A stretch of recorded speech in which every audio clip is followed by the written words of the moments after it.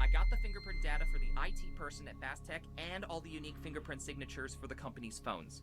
I knew it was a good idea to have a friend who started a biometric company to owe me a favor. And trust me, you don't want to know what I did to earn it. Anyway, it was worth it because now we can access Fastech's network. I've uploaded the fingerprint data to your local host. Take a look and compare it to the correct signature to find the match.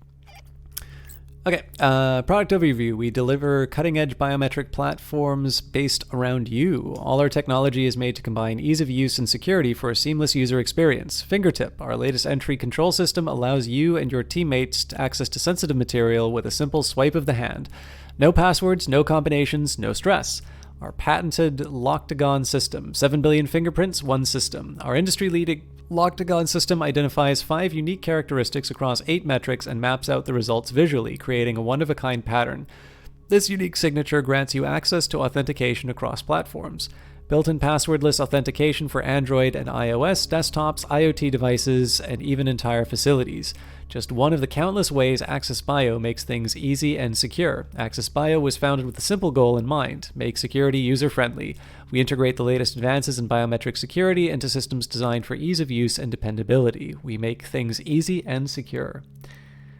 To respond to what you said about the difficulty setting in even the best games have their flaws. In the case of D, does not, however, undermine at least your enjoy. Yeah, and that's the important thing, Ed Baver.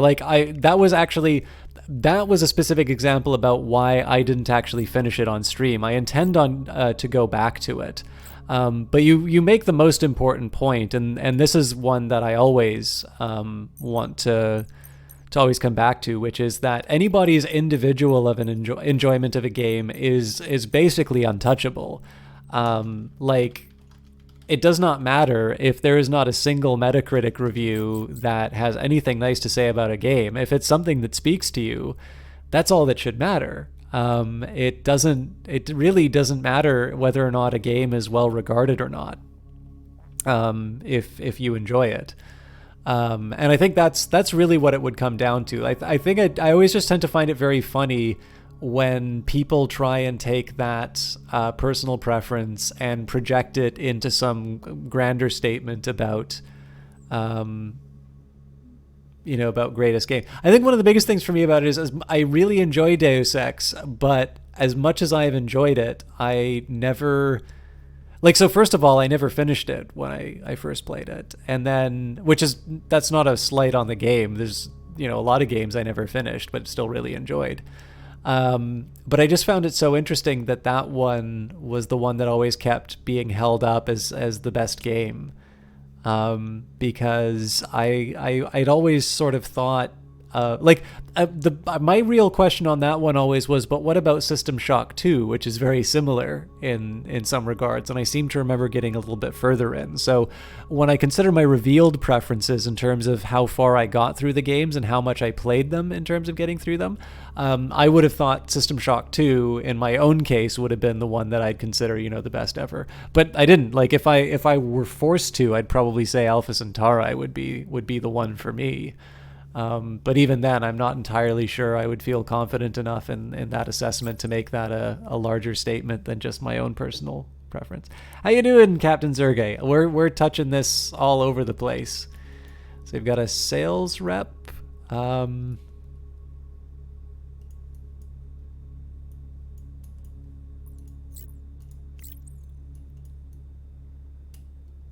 Wait, this is the same one, isn't it? Yeah, it's the sales rep who... I get it. Okay, so apparently we're matching it to...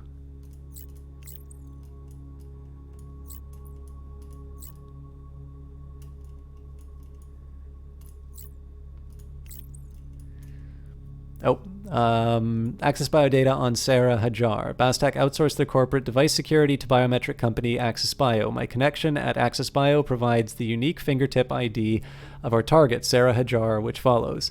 They also sent me a list of all fingertip patterns associated with the company, archive 31AAE2. Unfortunately, Access Bio keeps all patterns anonymous for an additional layer of security, and only links the patterns to the phone details they unlock.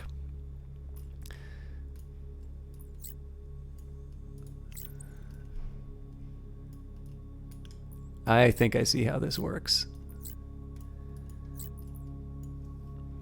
It's going to be A3. Okay, so A3,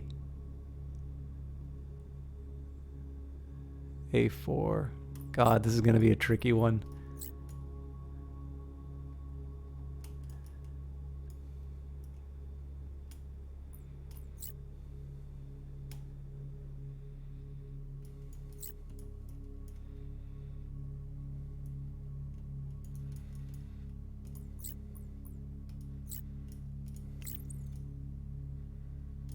This is possibility.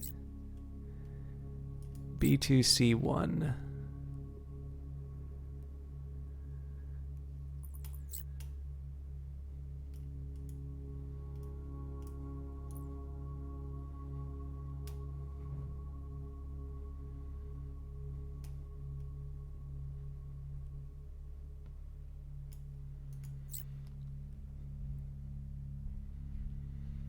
Actually, what I think I'm going to look for the A's and the H's. So should have 2 A's, 2 A. Oh, this actually is looking really close. So is there an F1 in here? Yeah, this is probably it.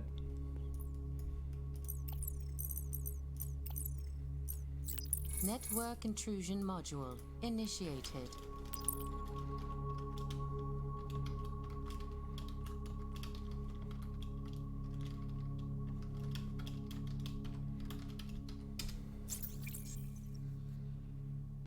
Got it. Okay. New year, new me. New Year's resolution, no more sweets, no more beef. Did you see the Q4 report? Our profits are going through the roof. I didn't. Glad to know the marketing department's finally pulling their weight, though. They must have snagged some big fish. These margins are huge. This means that we all get a raise, right? Ha, I wish. Oops. By the way, I always use Android phones like this. I always fail to push this button, and I always wind up hitting the home button. Can you ask them to turn it down in there? I'm on the phone with a client, and it sounds super unprofessional. I think they're also on a call, and the client is really important. Maybe just move away from your desk? Ugh, fine, but this seems unreasonable. Sorry and thanks. Good luck with the client.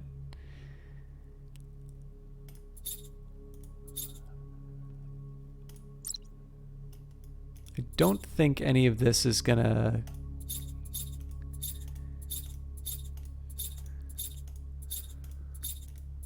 I mean, I suppose if I had a way of turning this into... some kind of a set attack, but I feel like we've already got a lot out of this. Connection completed.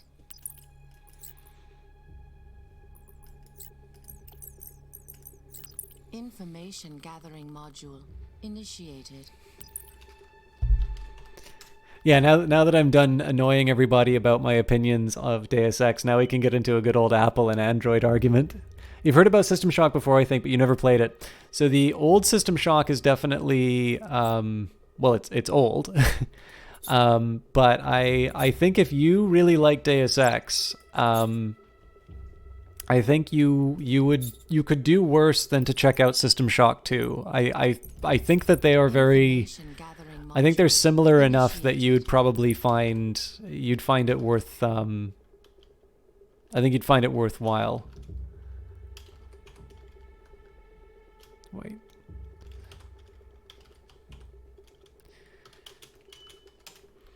So again, we're taking the time to look for any internal servers. The worst case scenario would be to grab some names off of the phone, but hopefully I don't need to do that. Let's see what else I can find.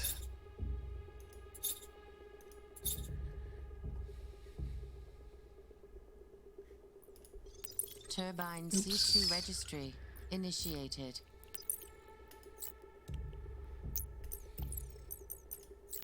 Information gathering module initiated.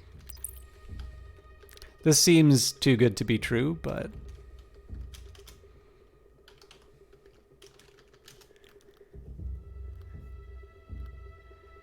Yeah, so the first System Shock game is very old. I believe the second System Shock game came out roughly around the time Deus Ex did.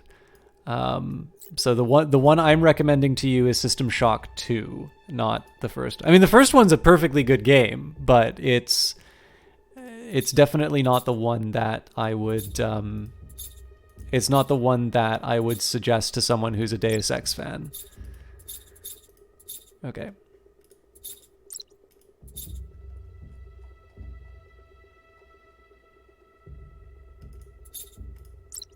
There's got to be something about the fact that I can see contacts in here.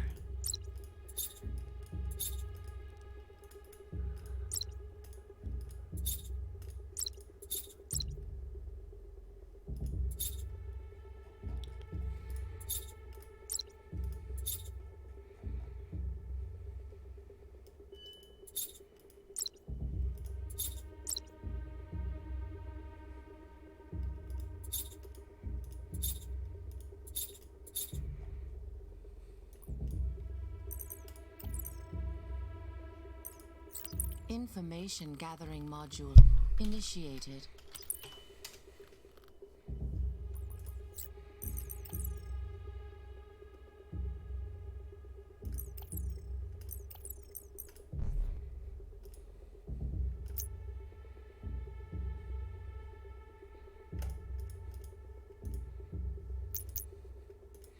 This definitely feels like a shot in the dark. Oh, hang on.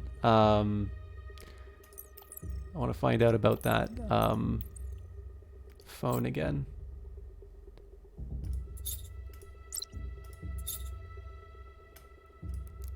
$99, $53, $244, $161.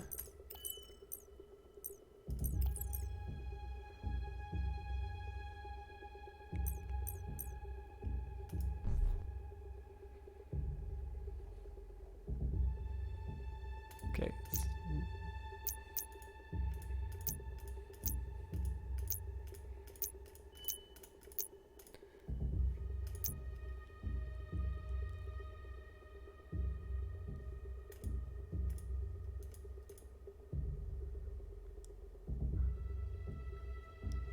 Huh.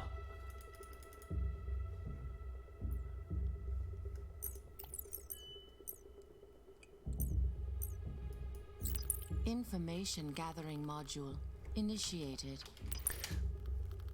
I don't think there's anything available for us in here. Hey, Freighter 5. It's €2.50 for both, so you can hardly pass that up anyway. Okay, there's a remake of System Shock coming out.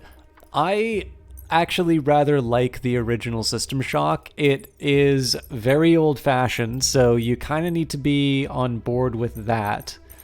But otherwise, I think it's worth the time. System Shock 2, I'm recommending purely on the basis of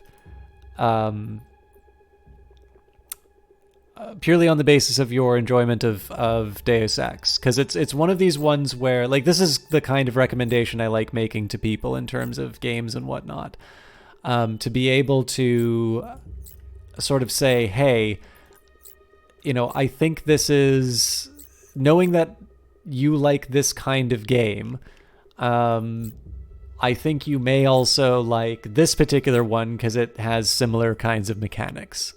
Plus, I mean, Warren Spector worked on the first System Shock, worked on Deus Ex, and I'm not sure what the relationship was in terms of. Network connection completed.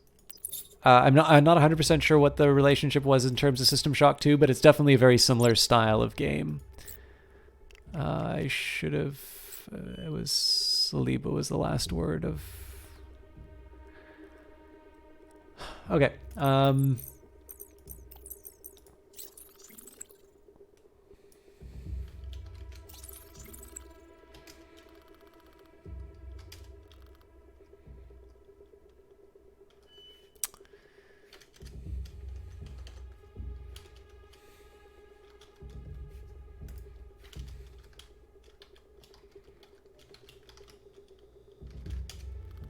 Yeah. I could have tried finishing the domain, but that may not have actually been a proper one. So I got to think a little bit about what my options are here. So I need to access Spastech. I am currently on the mobile device of an employee.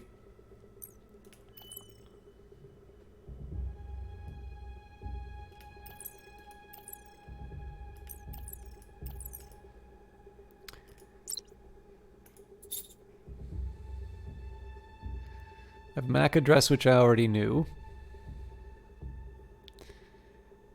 The IP address is something...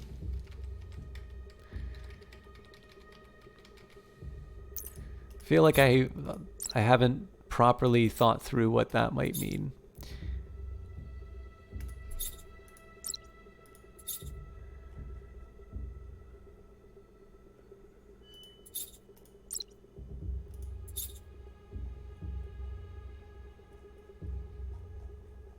Doesn't say who they're chatting with, though.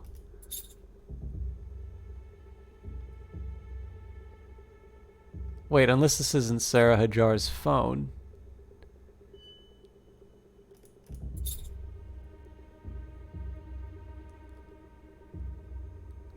Who else could it be, though? I'm going to try another one really quick.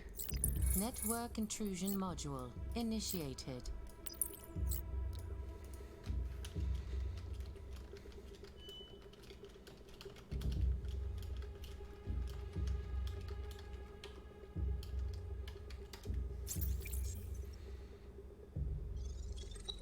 Oh, wow. Yeah, so I get to...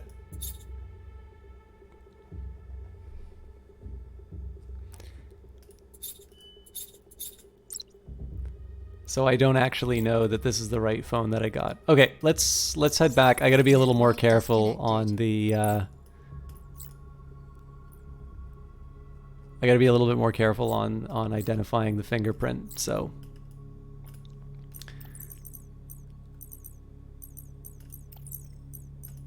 That's really good of them to include like a bunch of like uninteresting phones so that you don't just like brute force your way through all the problems. If it's anything like Deus Ex, you'd have the freedom to play it largely. Yes, there are basically your choice for a Psi, Navy, or Army tend to determine your approach to the game, although I would argue that probably System Shock you are going to have to wind up doing some killing, but that's definitely not the primary focus. So Ed Baver, the way that this is set up, I'll see if I can find it. So the idea here is they send you the list of all fingertip patterns associated with the company. Unfortunately, Axis Bio keeps all the patterns anonymous for an additional layer of security and only links the patterns to the cell phone details they unlock. So the idea here is that I've got a fingerprint pattern for Sarah Hajar. And what I need to do is I need to match this pattern. I did lose the guide. That is a pity. X key score forensics. Here we go. Initiated. So basically, I need to map these instructions to this sort of code. And what I was trying to do is I said, I was like, okay, there's a couple of A's here, there's a couple of H's. It's close enough.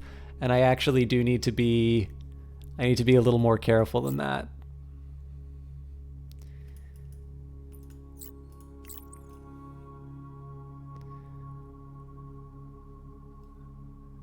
So like I'm eliminating this kind of stuff right away because this doesn't have anything along the H.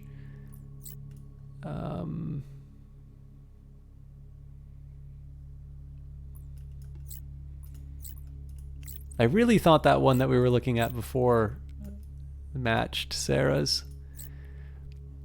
Okay, so we're at an A3 and an A4. Let's So that matches, but there's no H. Although I should double check. So it's an H1 and H2. So it would be a little bit closer. This is really close. Well, let's try and get another point of verification. So are there 2 in E? There are 2 in E and 1 in D.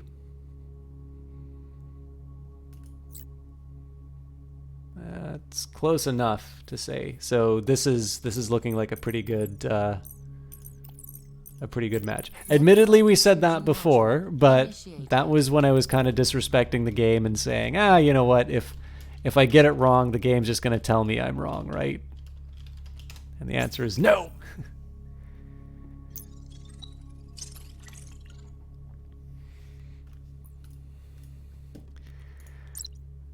Okay, so this person isn't talking to Sarah. This is good news. Yep, so did you see our Q4 report? Our profits through the roof, so on and so forth.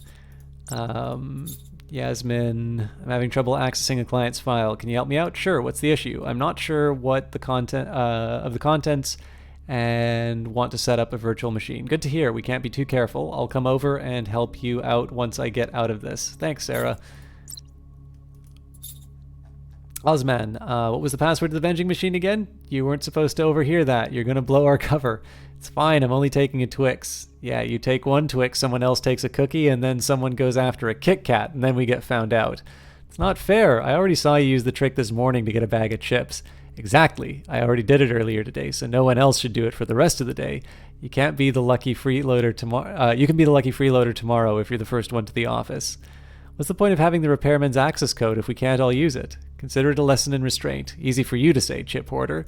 So I love, by the way, that it's dropping what could potentially be passwords, and then it's obviously somebody who is, acting, acting with kind of through best policies over on the phone. So just got your message. Is it okay if I come in around 1? Yeah, that works. I'll be in the office. Can you bring your laptop? I want to make sure I can recreate the bug on Mac. Sure, whatever.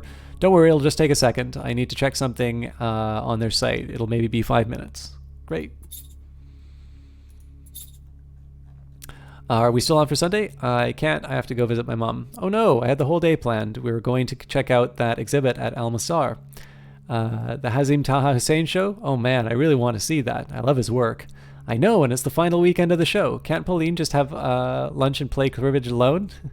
Right, I'll tell her that I'm ditching her the first time she comes to visit me, just so that I can go to an art show with my girlfriend. Yeah, that'll go over really well. What could possibly go wrong? Right, my mum is famously open-minded. Perfect, so it's settled then. It is. You're going to go to the gallery alone and enjoy the latest and greatest in contemporary Egyptian artists, while I sit and eat bad food, listen to boring stories about family members I don't know, and purposely lose at cards so my mum can feel like she's still connected to her daughter. Can't think of a more perfect date. You're so romantic. Again, I like the writing here. I don't think we're going to see anything in terms of contacts. Present ideas for Erica. Concert tickets for Robin in Paris. Is that too much? I don't want to come on too strong, but it would be a nice gesture and a romantic weekend. Nice dinner at Feyrouz. A new pair of sneakers. How can I usually ask her for shoe size without arousing suspicion? By the way, guys, if you can just give me one really quick second here. I need to check something in the other window. It's going to be very boring to listen to me check out some stuff on Twitter. Stop. Stop, for the love of God.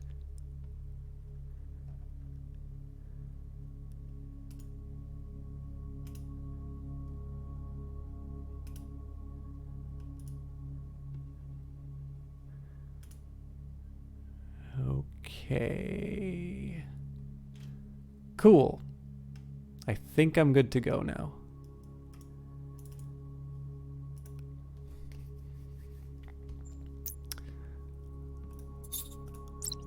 Update PC. Update home computer with Access BIOS fingertip lock. The most secure of locks. Okay. And personal hotspot. Amazing. Well done. Now access their employee directory so we can get a better sense of the size of the company. Information gathering module. Initiated.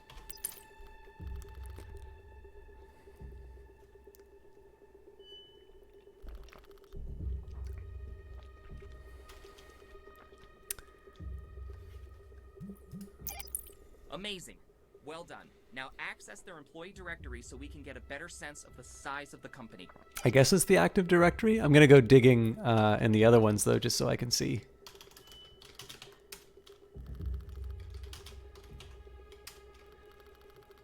Interesting.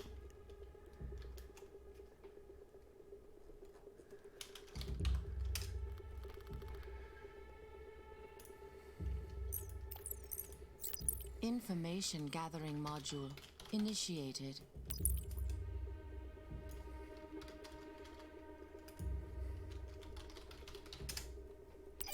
Great.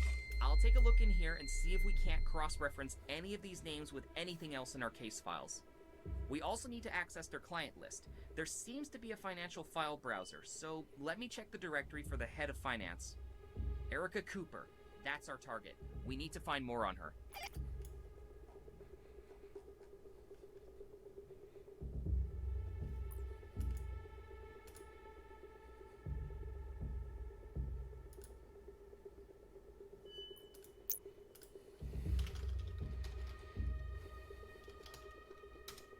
Nope.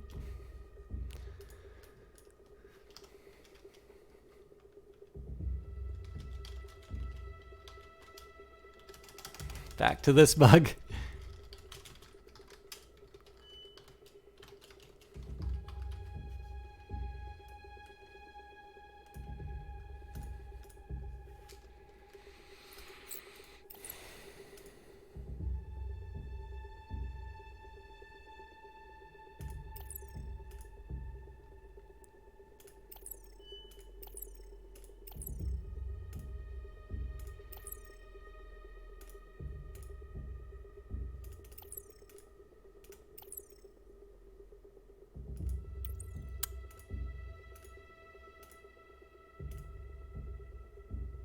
I've used one of these, by the way. So I'm a little lost on what I'm supposed to do now. So find and research their client list.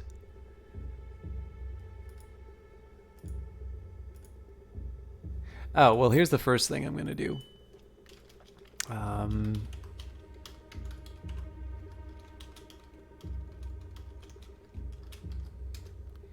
Something like a me cache or something like that would blow this open.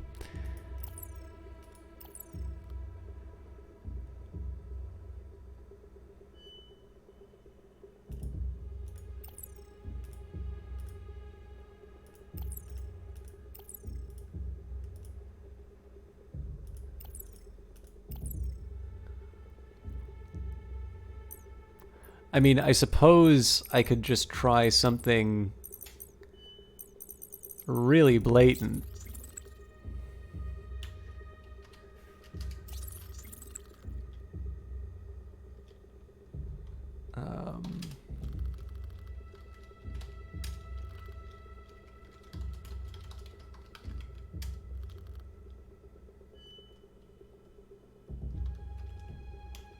Really? The email that it gave me, and I'm not allowed to enter it in. Huh. Okay, but we do have the me cache, so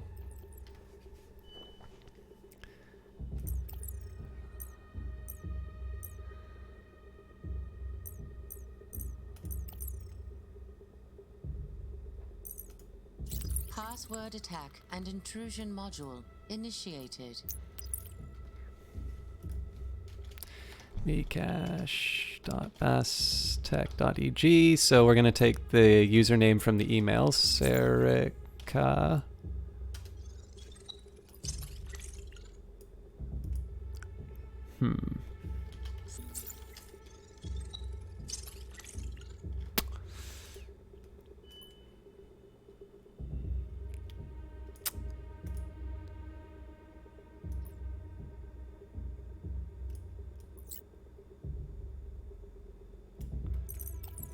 Just gonna double check that it's not a...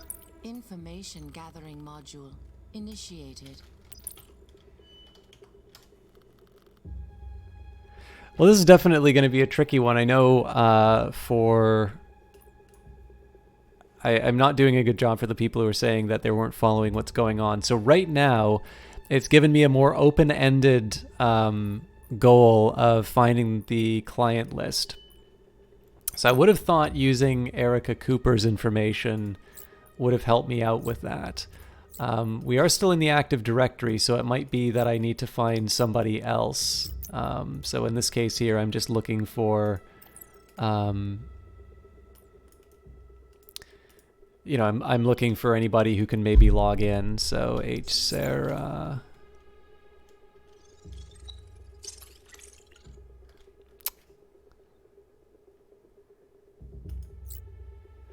Maybe I should just make sure that I'm getting this directory right. Huh.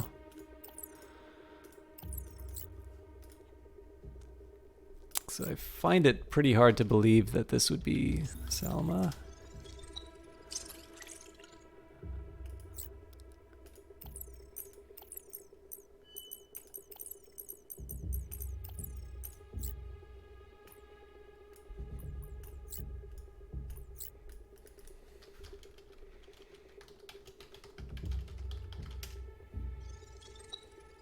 Okay, so it's a valid domain.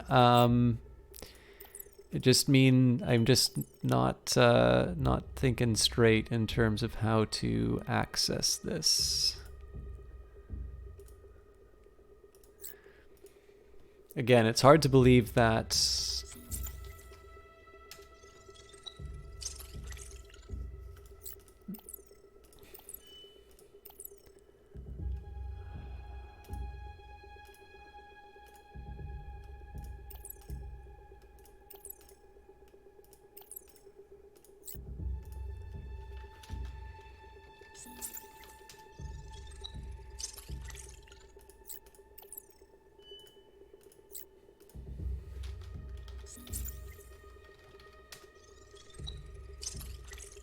okay.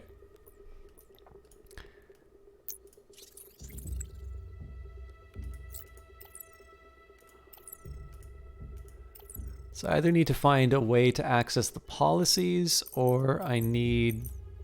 Information gathering module. I don't think this is actually going to tell me anything, but yeah. How about... I don't think a man in the middle is going to help out unless it gives me some kind of a hash. And even then, I don't think that actually gives me everything I need.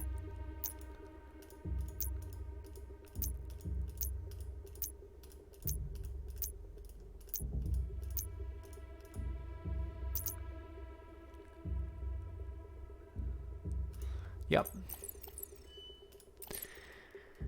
Okay, so it's probably something to do with the phones, because the phones were giving some kind of information. Let me just hear what... Great.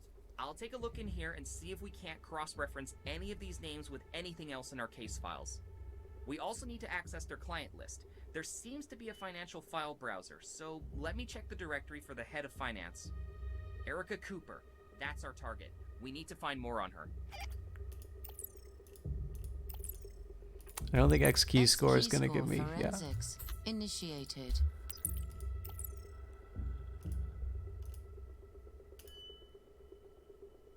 So yeah, this is who we're interested in right now. Erica Cooper, head of finance. So the first guess that I would have had would have been to use her to access the file browser here. The only other possibility I can think of would be 99, 34, 24, 51.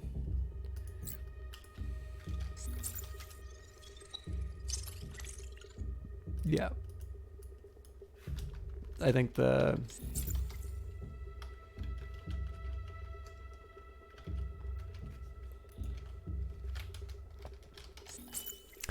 I gotta find that Mcache again.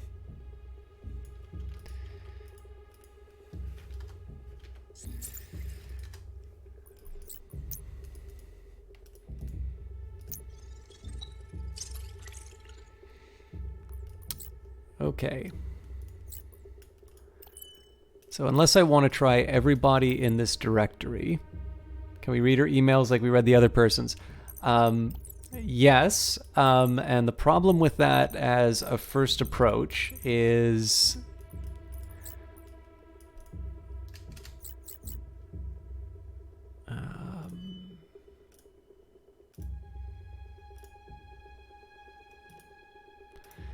I need to figure out which one of these patterns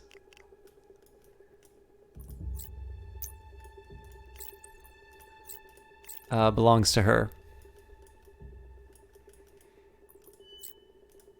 Because it only gives you the MAC address and not the fingerprint.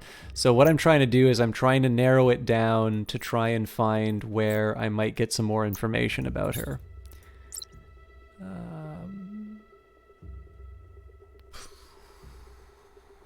So Erica Cooper, here we go. So we don't have any information from the contacts here. Now this is actually useful information. So I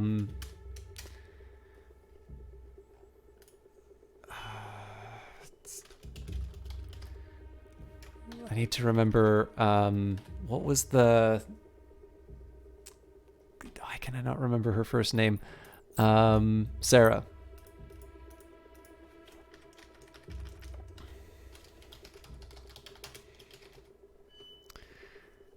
At some point, we're definitely going to need to do some kind of a password crack, but I need to find the ID. I'm actually going to add this to the case file just because this is so helpful.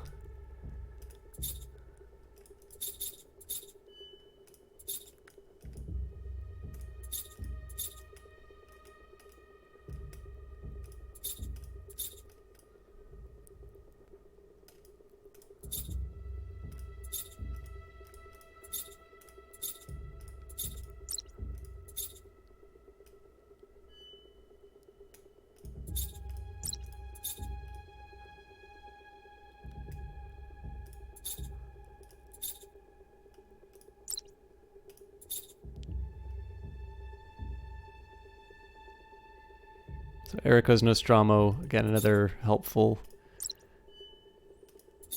bit of info for the password cracker, but I need to, before I do that, I need to find a username.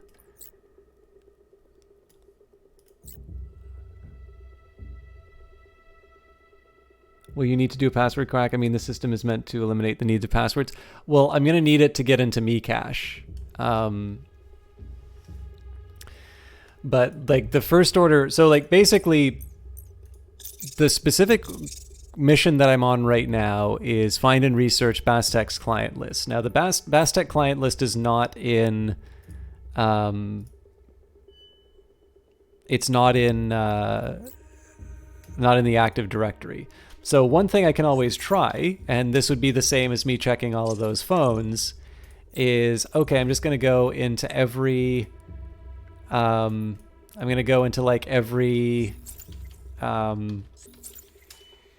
user ID, and we'll see if we can find somebody who has access to this. And I think what's more likely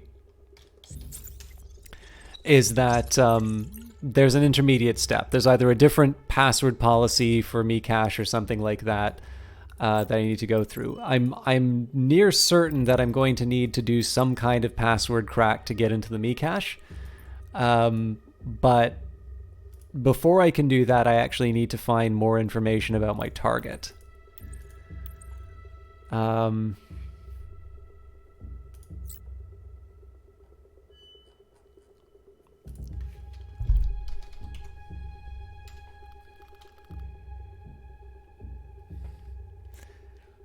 So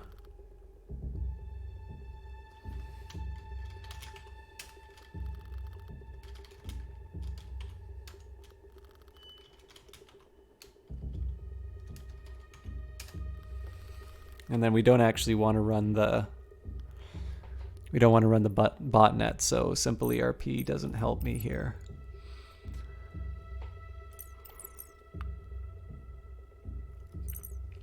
Didn't have any luck with Man in the Middle.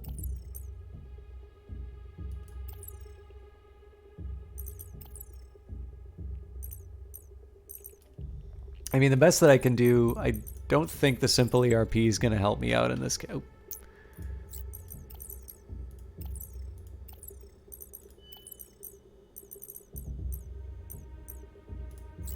Information gathering module initiated.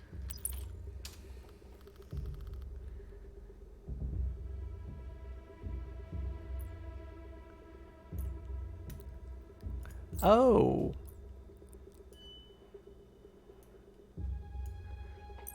I probably should have checked that ahead of time. Acid server connection initiated. So TCP IP.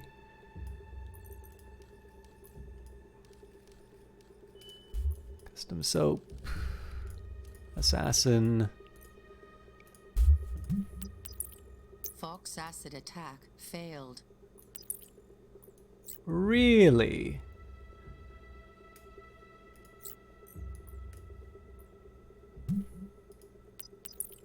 Fox acid attack failed.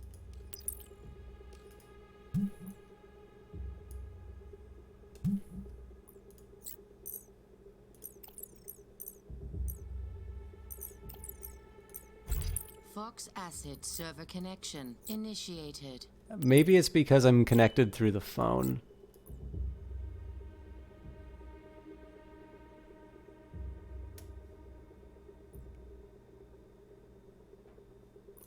I just want to double check that I didn't completely blow this. Okay, so it's a TCP IP, custom soap, using Assassin.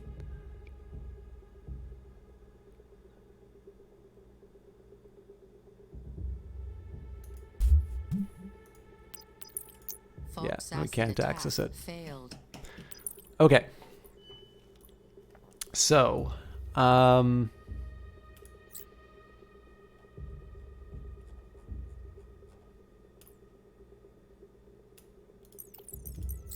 Information gathering. I don't think this is going to tell me initiated. anything I need to know, but I'm just going to be this is just one of these stop and smell the roses points. Where I want to close any possibilities that I might have left open.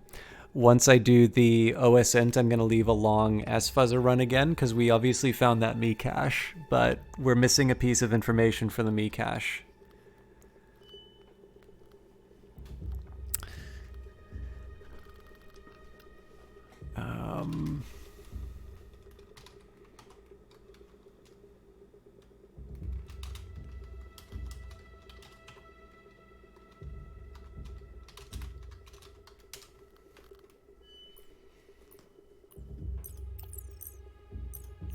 Information gathering module initiated.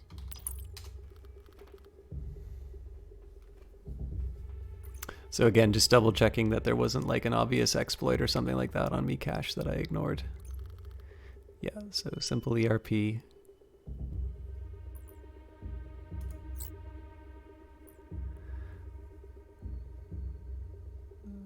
So I have everything that I need to know from there. Let's close down the exploit database. I'll keep...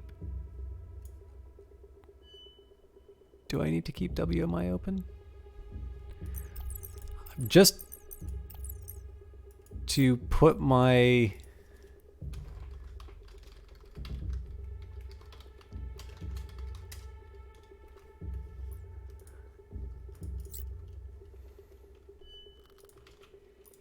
I keep forgetting that I believe you can actually do a file browse. Yep, that's where I messed it up.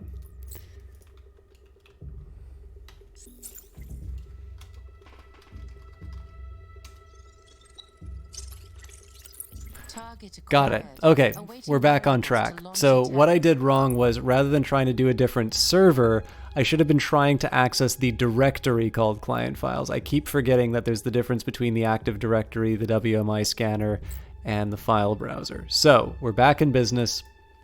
What I now need to do here is take all the information that I know about Erica Cooper from both her girlfriend's phone as well as the details that I've already gotten. So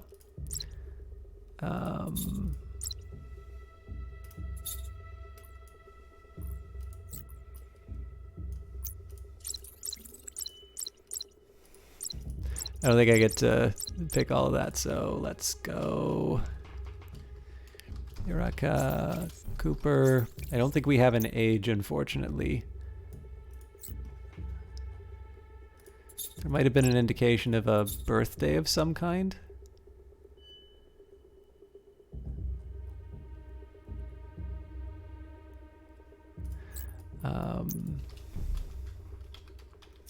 Yep.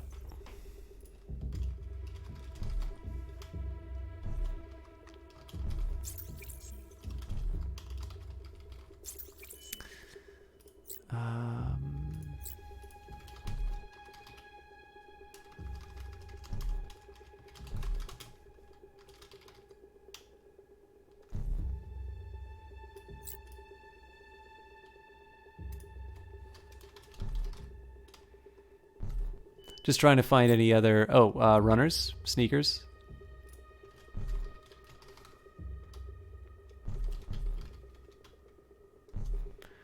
Okay, so then we're going to take those details about her mom.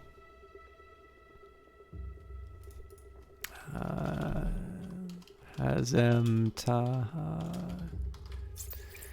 So favorite artist.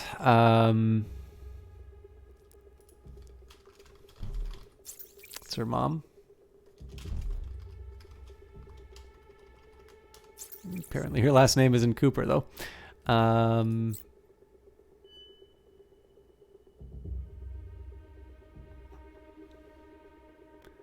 What was the card game they were playing?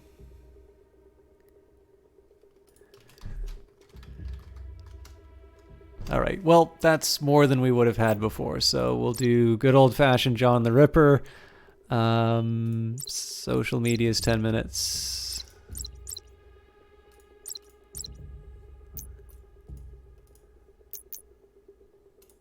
Hopefully this doesn't take the full 2 minutes, but this should get me what I need. I'm sure if I was a little bit of a better sleuth, we could have narrowed that down with some of the other info, but...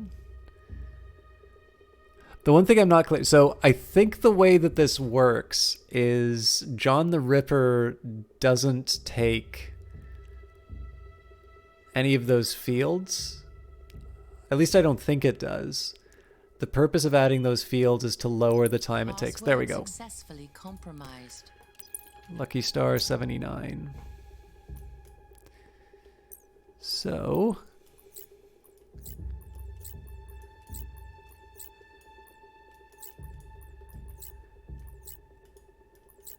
Oh, all right then. I'm going to be an idiot and close down all this stuff right around the time that I need it.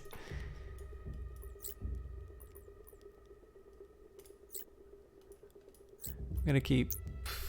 actually, I don't need that open.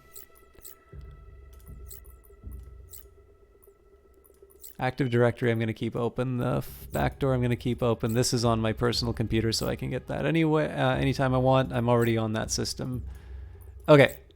It's a little bit of a tidier desktop. So...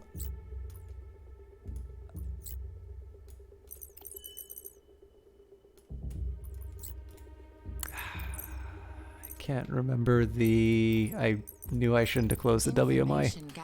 It's like accounting something, but...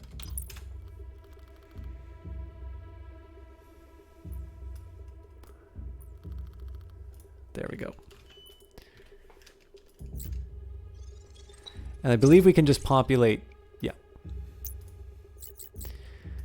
There we go. Whoa, whoa, whoa. What? That's our tech. That's top-grade 19.4 encryption. Being sold to both Iran and... Whoa. Okay, get out of here quick, and I'll contact our superiors. This just got much, much worse. All right, Computer and IT Directorate for the IDF, Camp Rabin, Hakria, Tel Aviv, Israel. Attention Administration for the Development of Weapons and Technological Infrastructure, Camp Rabin, Hakira, Tel Aviv, Israel. Consultation, flat rate, employee training, flat rate per employee, CMOS, Cape Dwarf, a princely $146,000.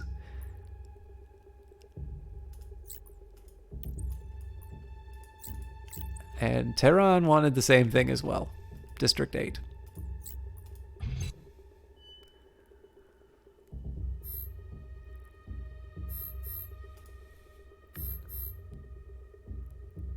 Oh, interesting. So I get to pick. So I can inform Israel. I can inform. I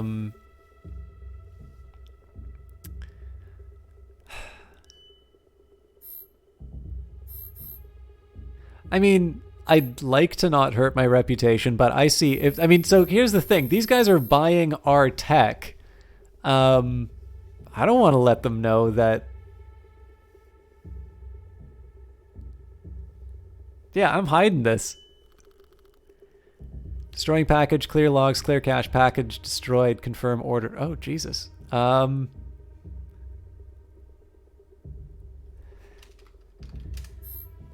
what does it say if I notify encrypting, transferring, being sent to the Mossad? So I get to pick one or neither.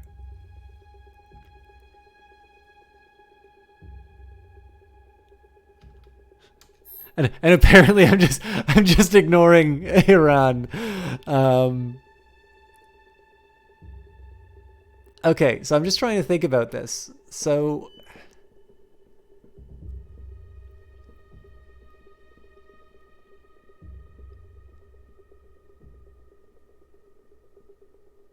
because when I read, this is the thing that's a little funny to me, is that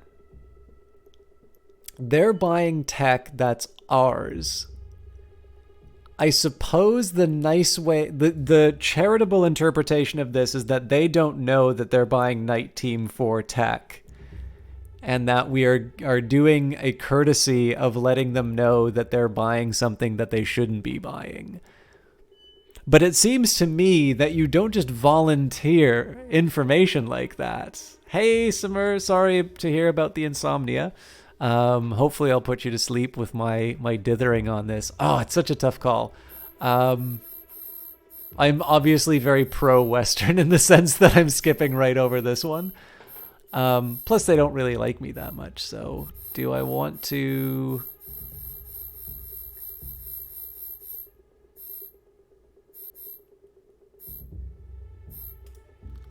Yeah, we'll send it along.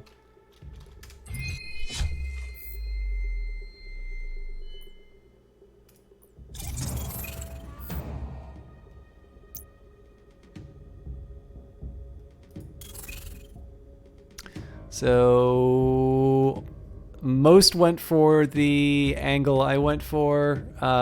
Minority notified Tehran, and most people decided to let the IDF. Oh.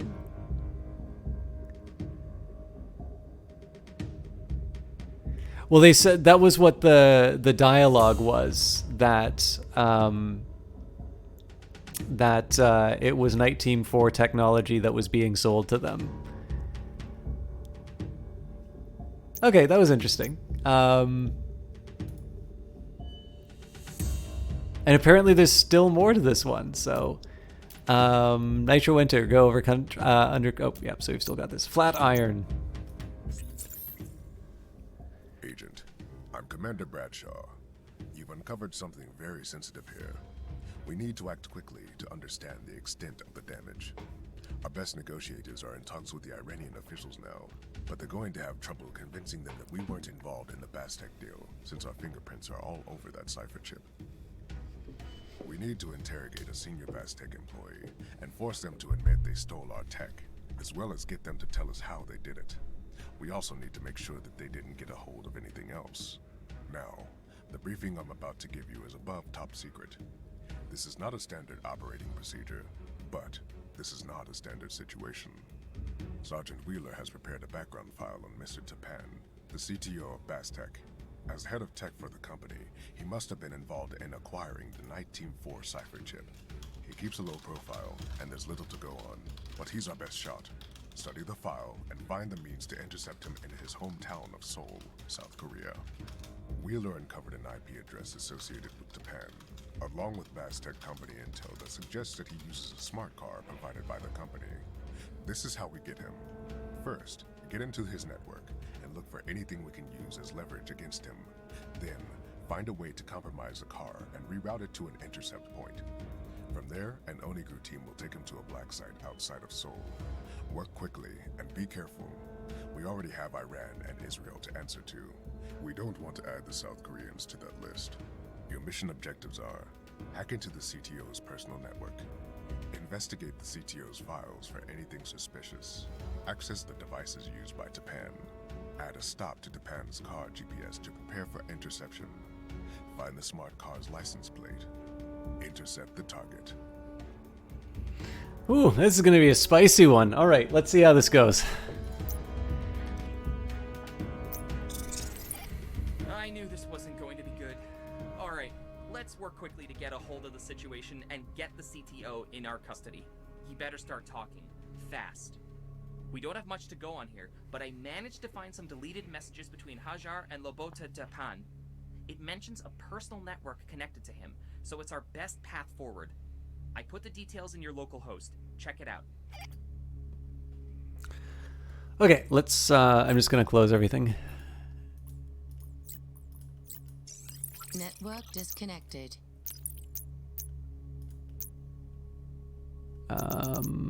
These I'll keep around just in case I need it, so...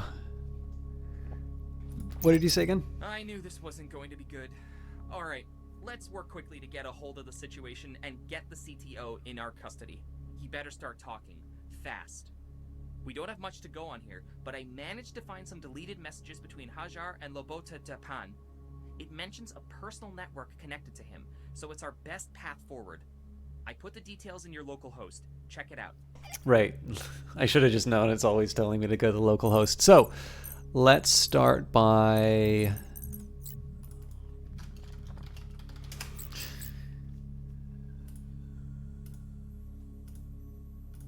Okay, so...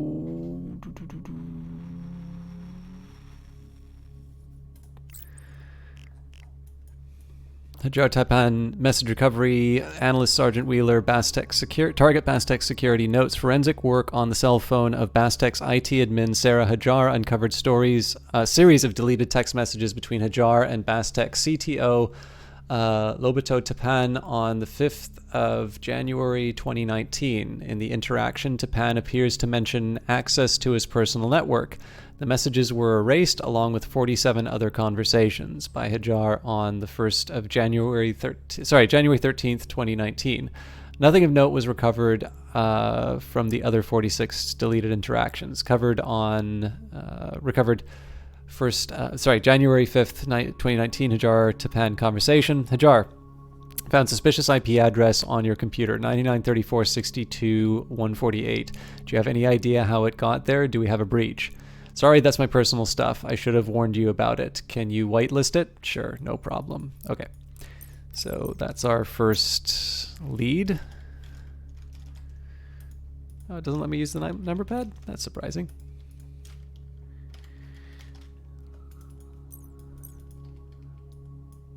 Oh, no, it does. I just have that.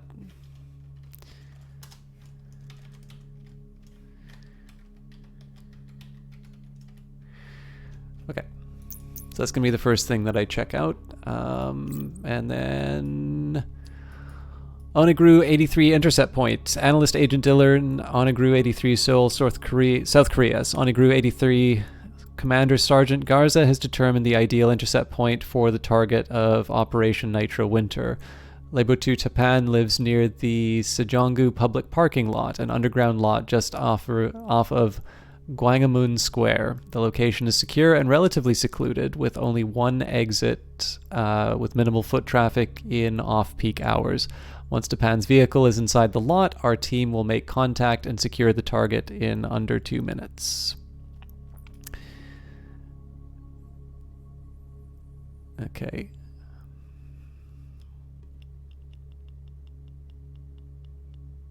I'm not sure if that tells me a whole lot right now. I'll add it to the case file, but I don't think there's a lot that I can do with that. So this is really our only lead, so let's start with a good old-fashioned S-fuzzer. Gathering module initiated.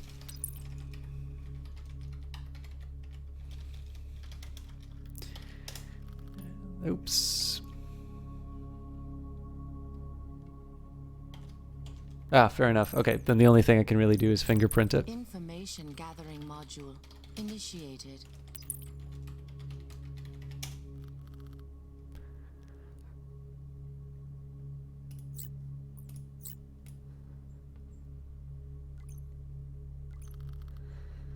All right. So let's see what's wrong with Apache 2.2. Search exploit, Apache.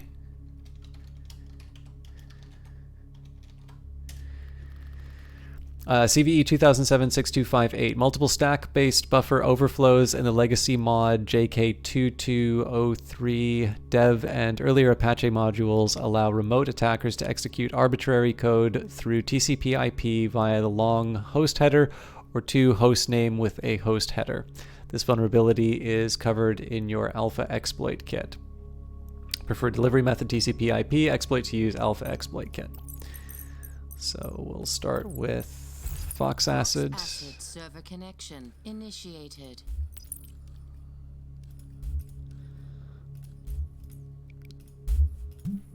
Fox Acid attack launched.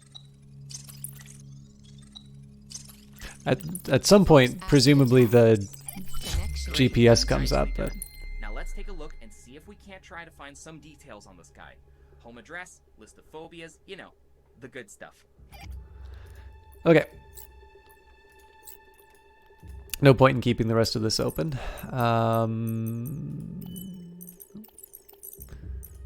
Start with a basic Information gathering module net scan. initiated. I don't know if there's anything we'll get from an air crack, but it wouldn't hurt. Information gathering module. This might be a problem.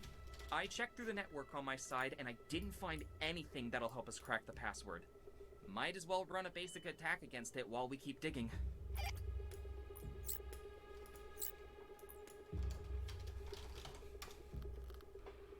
Okay. So I'm assuming this is... I think this is telling me that I basically need to do like a password attack. I'm just going to take a quick look at Man in the Middle first, though. Yep, nothing going on there. Okay, so first up, I want to make sure that I can actually access this through the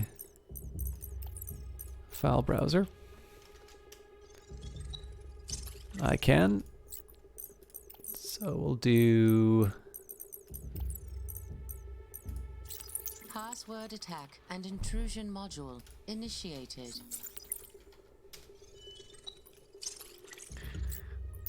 So there's nothing I can really think of to add to the... Oh.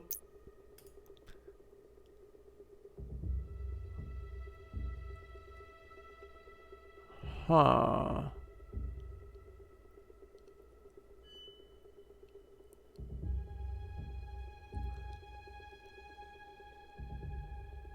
Oh, I... Typo. Target acquired. Awaiting variables to launch attack. There's nothing really to add on this thing yet, so we'll just do a standard John the Ripper. It's 30 seconds, so there's not, as the game says, there's not really anything that we can do about this.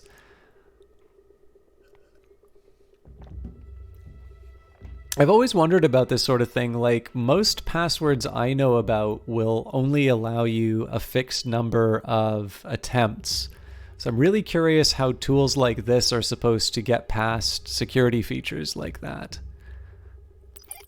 Wait, what? That worked? You'd think the chief technical officer of a cybersecurity company would have a more complex password.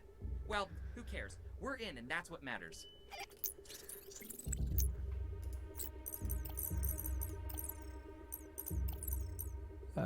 Okay.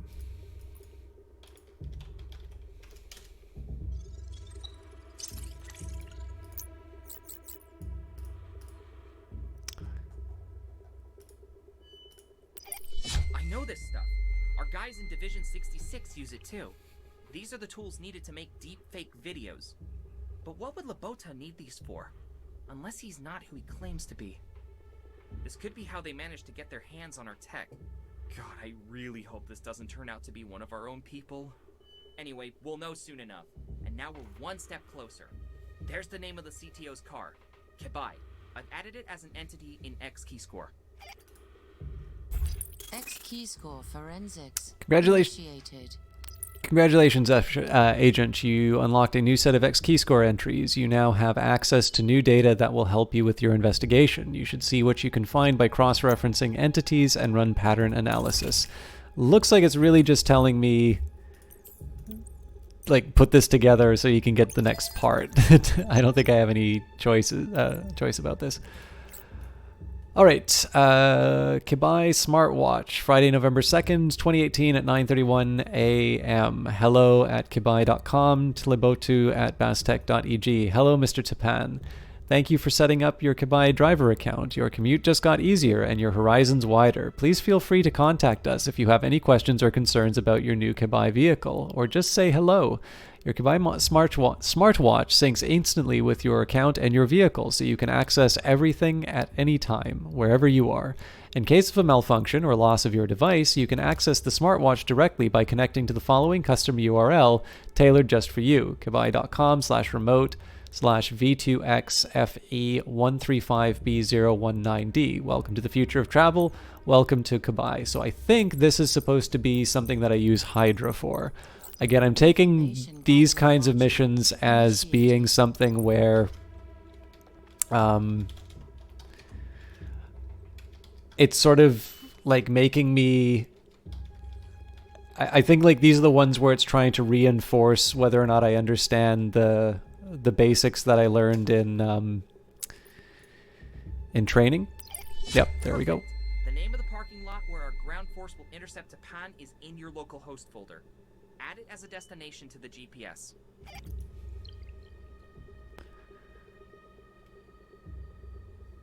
Set from the car dashboard.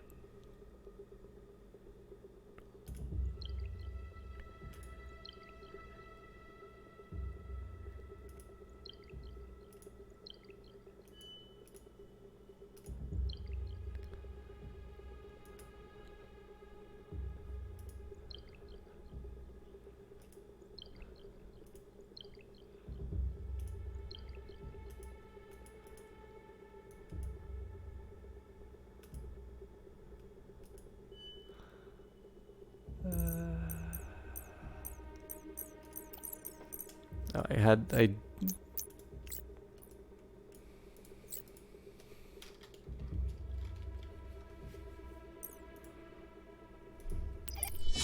Nicely done. Next, find the car's license plate so we can track its movements through the city and determine when it'll be leaving the parking lot. We're getting close. I can feel it.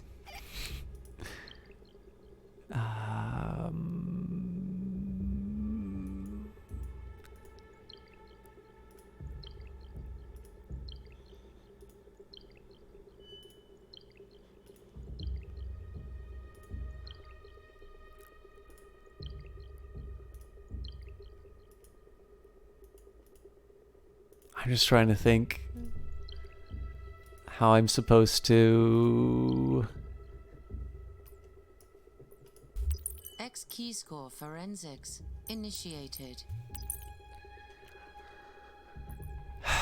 So...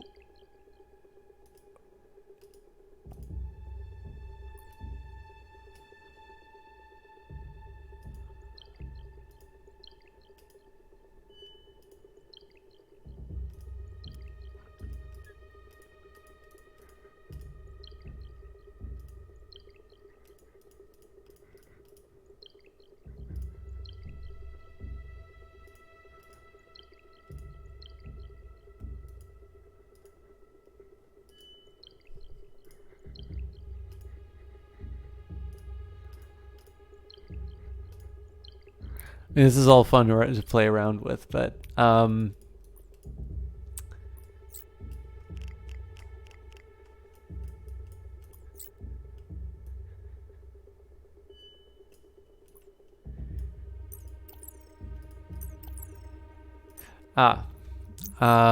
We find that in the Kibai database. Information gathering module initiated. Kibai.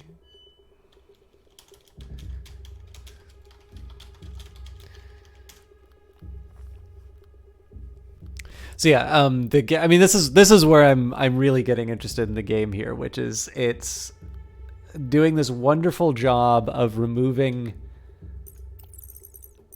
the training wheels, but not doing it in a really obvious way. And it's sort of up to me to sort of pick up the breadcrumbs. This is why I'm really interested in what the sort of the open world kind of activities are going to be. Okay, so apparently, well, that's because I didn't do www, so...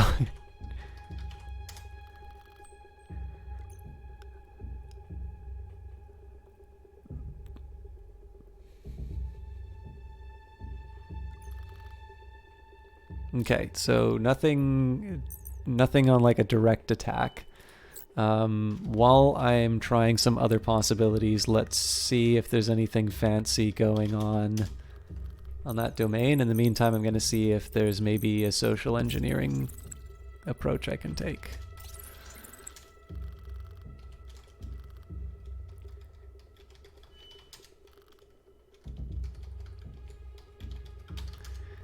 All right, so doesn't seem like there'll be anything that comes out of that, but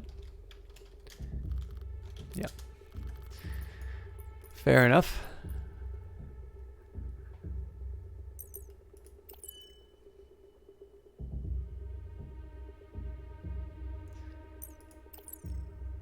So now I gotta think about. It's like the drawback. And imagery intelligence active. The drawback with this is that I don't really have any coordinates to go to yet. I've got to double check where I'm connected right now. Initiated. Right, this is the CTO's private server. Yeah, so it's just Kibai again.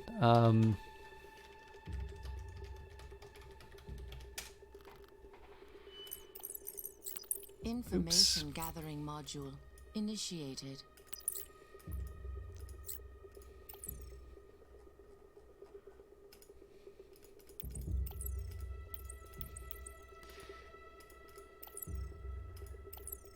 I love that it's called Nick Cage, by the way. I'm assuming that's a reference to Face Off. Okay. I really thought there was something with that Kibai approach.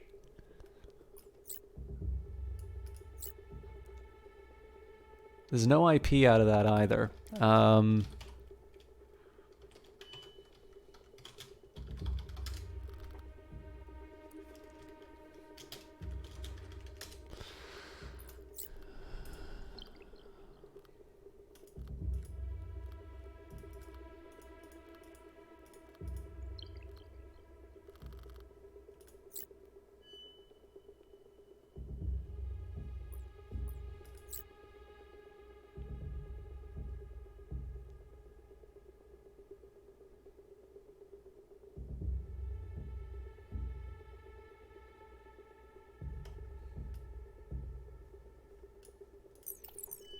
Let's make sure there's nothing in my information that I'm missing out.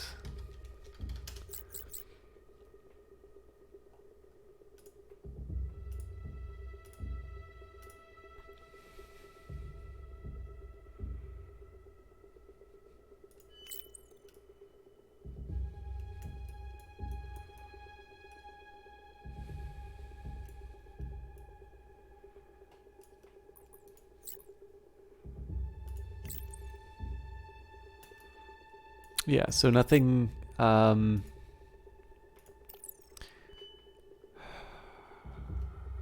in the basic files.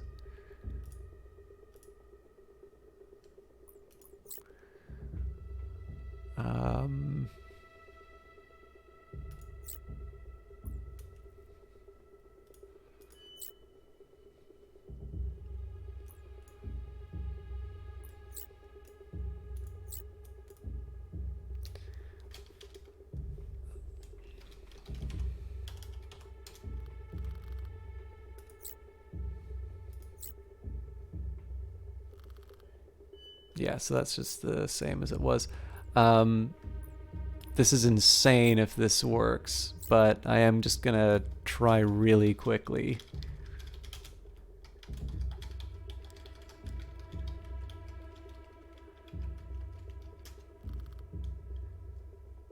Yeah. I don't know why I tried to do that again. I'm gonna get the exact same result.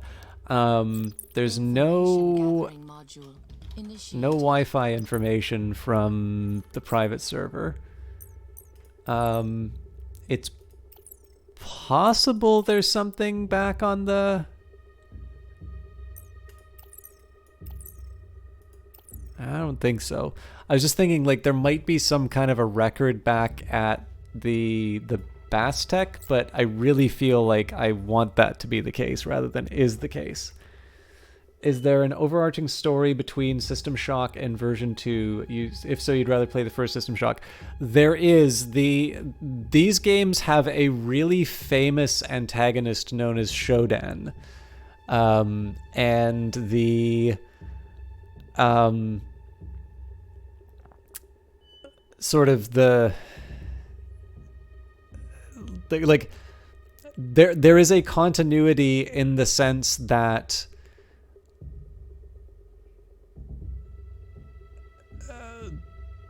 I'm just trying to think of the right way for me to put this. So like both games have rogue AIs in them. Shodan is the rogue AI from the first game. The second game sort of sets up the consequence. The second game deals with the consequences of the destruction or what have you of the first Shodan. But the thing is that I believe the second game was made with the I believe it was sort of made with the idea that most people who would play it were not necessarily people who would play the first game in mind. So I actually don't think you need to play the first game in order to understand the second. I played the second first. And I'm not entirely sure you're going to be... I'm not sure you're going to do anything other than potential... Like, so keeping in mind that the second game was recommended in the spirit that I think you would like it as somebody who liked Deus Ex, I leave it to you to decide how you want to engage with those games, but I don't feel that it's necessary to... I don't feel it's necessary to play the first one to understand what's going on in the second. The second one is self-contained, and it does begin with a very brief recap of the events of the first game to get you where you need to go, if that helps you out at all. See, this is the approach I don't like about doing a game like this. Like, it's all well and good for me to just click on random things, but what do I learn out of that? So, okay,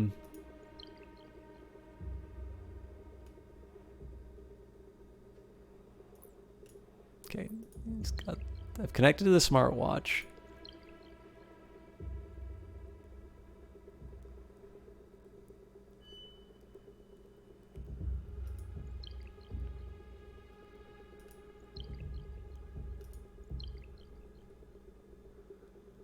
I mean, the one thing I can try and do, and I don't think this is how I'm supposed to handle it, but I'll get the latitude and longitude for Seoul.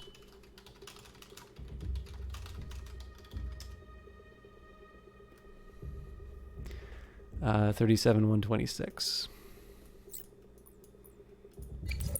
Drone and imagery intelligence active. No satellite coverage. Okay.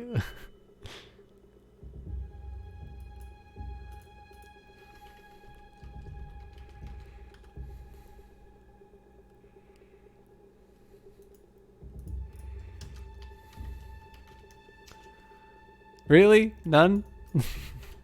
All right, so much for that. Okay. I can't S-fuzzer this.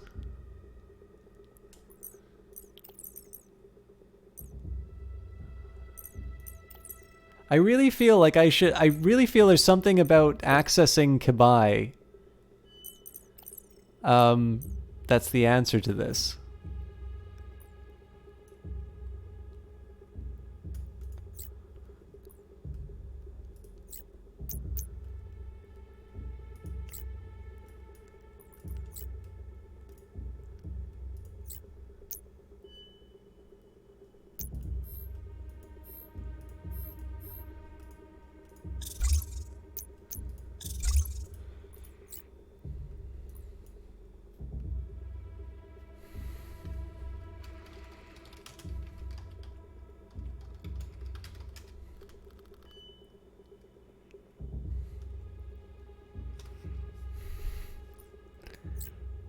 This won't turn anything up, but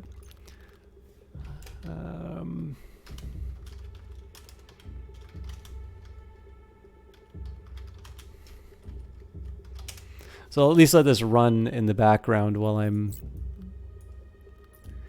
going through it.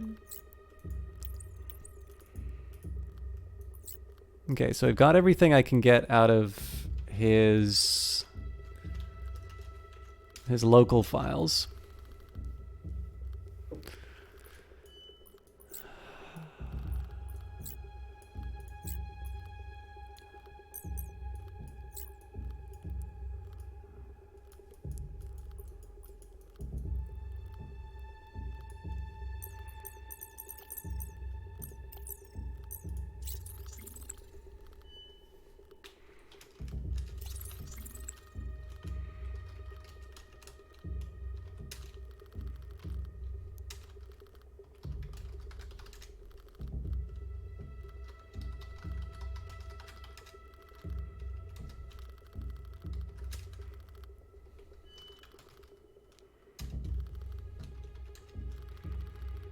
And presumably hello is not going to be, yeah, again,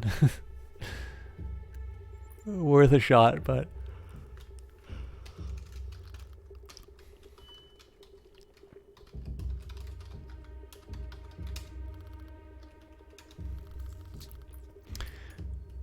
okay, nothing obvious with set.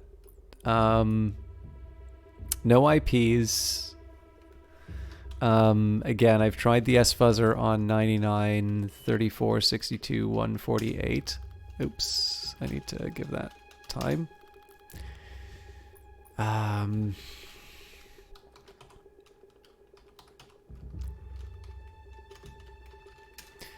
gonna give that 2 minutes to run, just because I'm gonna be. I don't have any other kind of DNS style work that I can do on this. So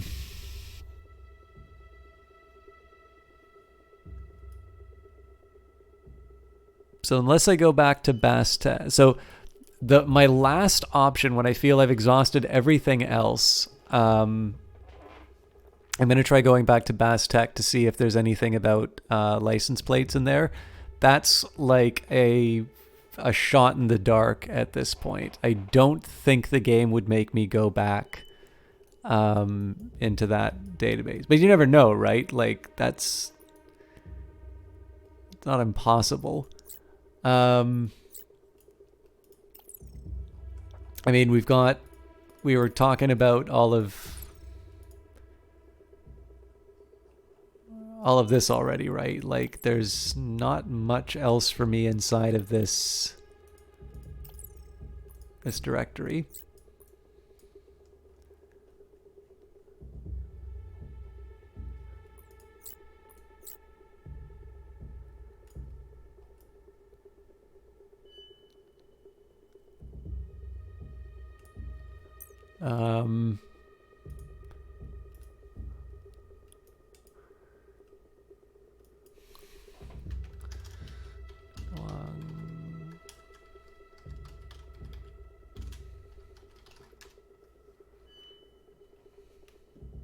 Yeah, it's all 37, 126, which I don't think the game liked, so. Drone and imagery intelligence active.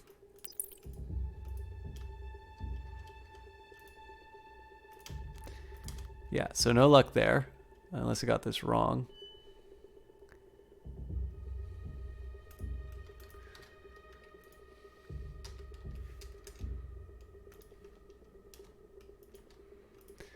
So I'm going to need better information before I try that. Still the same stuff that we found last time. So what else am I guess I didn't try Man in the Middle, but I just don't see how that would be relevant.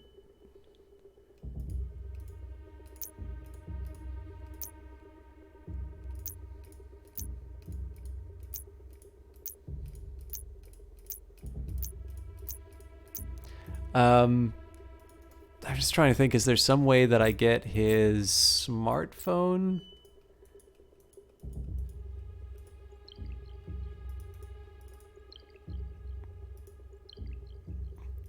It's like I have his watch, but I was just trying to think, like, is there something about...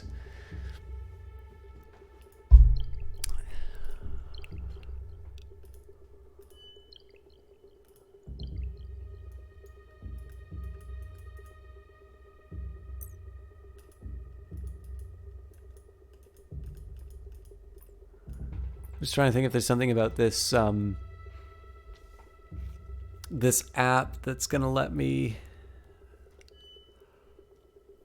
excuse me, like find a MAC address for him or something.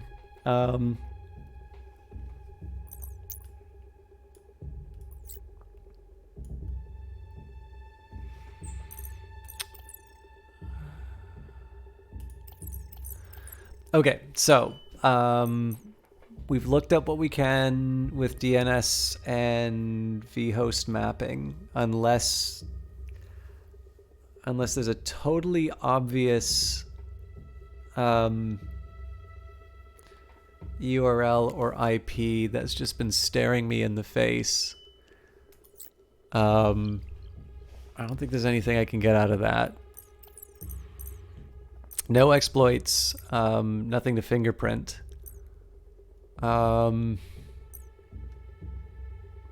We did the WMI, so that gave us... Initiated.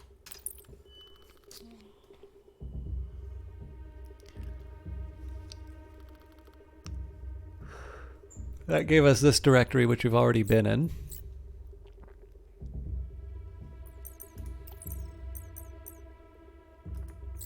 Information gathering module.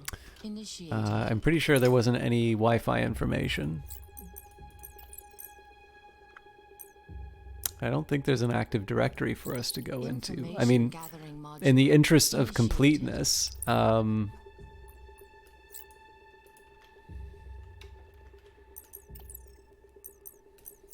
Information gathering module. Initiated.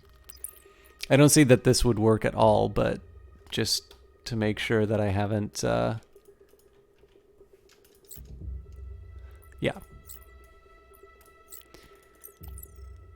Okay, so there's nothing in terms of information gathering for me. I don't have any Fox acid methods to use right now.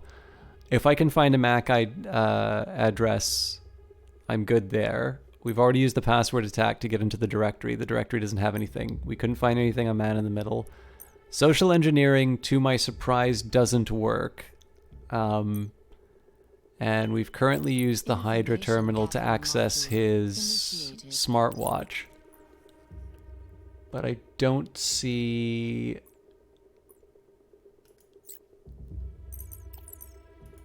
I don't see what else I'm supposed to connect to. Well...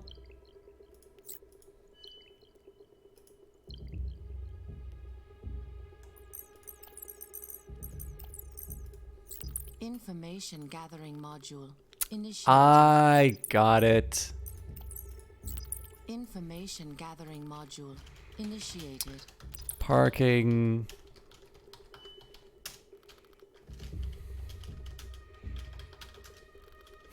I'm so bad at this. Search the parking lot. See if somebody's registered.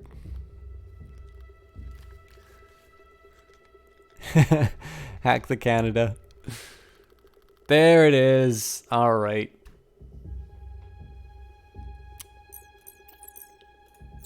Information gathering module. Initiated.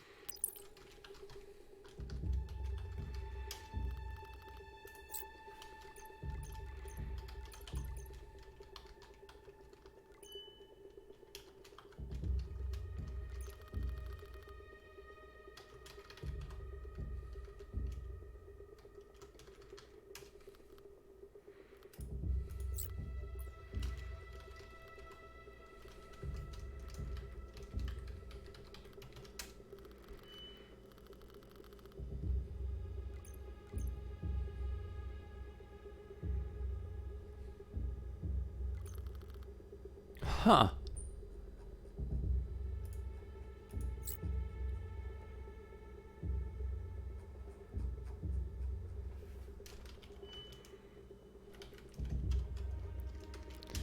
But let's see if we got our set options now for the parking lot.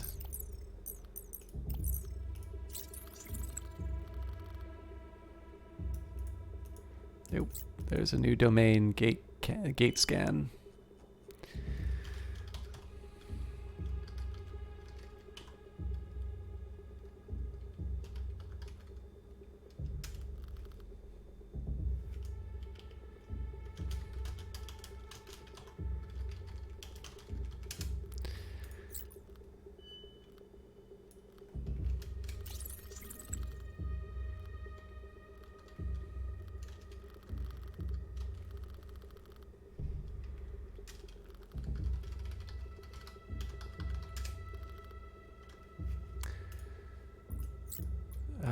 Okay. So many IPs. All right. There's no commonalities among them, so let me just start with fingerprint.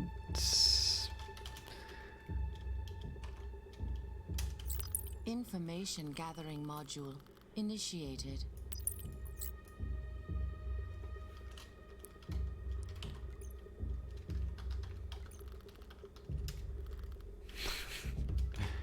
Oh, we got it. Information gathering module.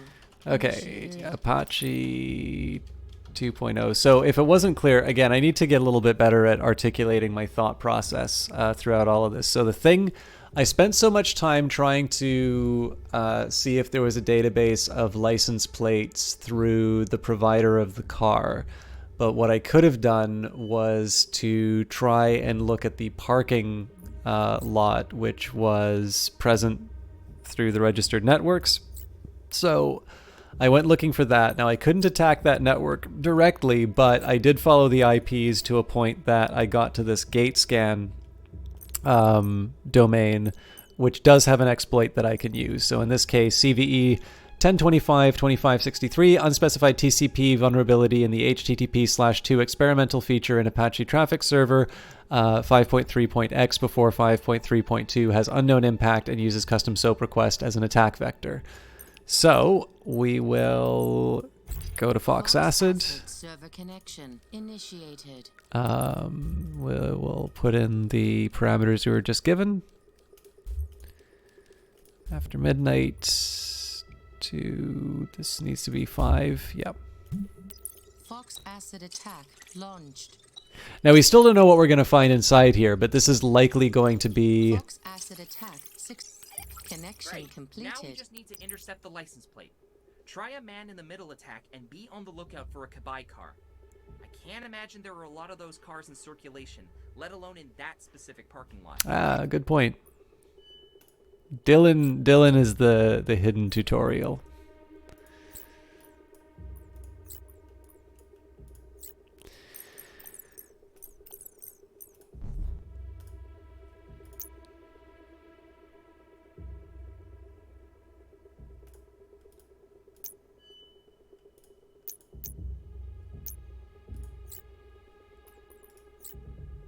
Uh-oh. Network intrusion module initiated.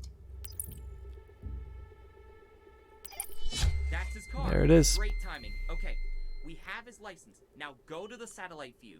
GPS coordinates 37.5 latitude, 126.9 longitude.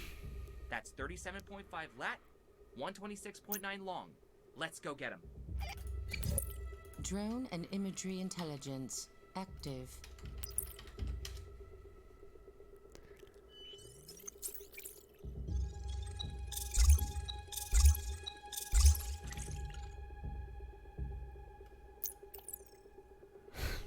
Damn it, game.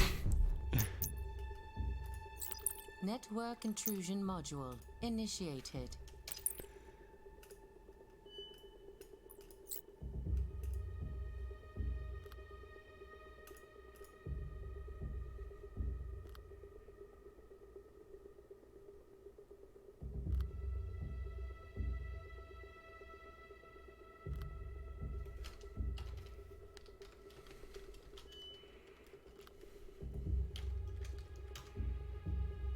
58L0323. Okay. I don't know why that became a 9, but Drone and imagery intelligence active.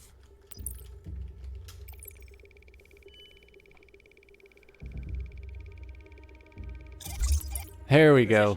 Position, 37.5 latitude, 126.9 longitude. Oniguru 83, what's your status? Target has just left the parking lot. We're trailing the vehicle, ready to intercept on your signal.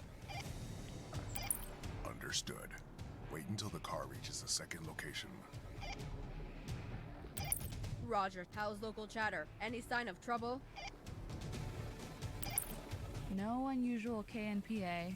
Nothing to indicate they've been alerted to our presence. You're all clear to engage.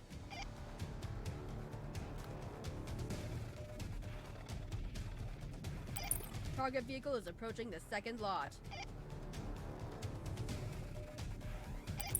Stand by. They're almost there.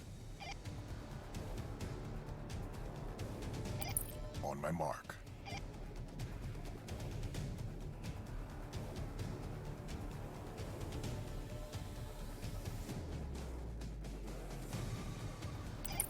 Target's vehicle has reached the intercept point.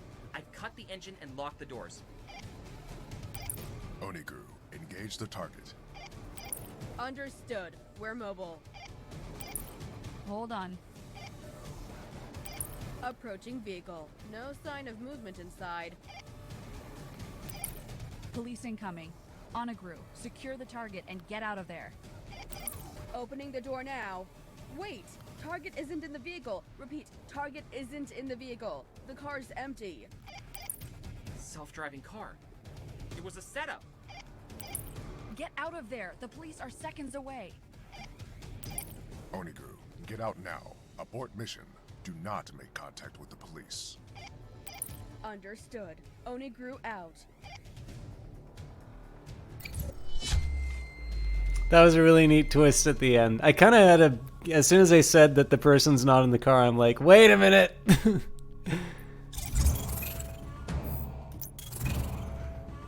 Oh, and it's done. Okay, that's a really nice nice way of finishing that one off.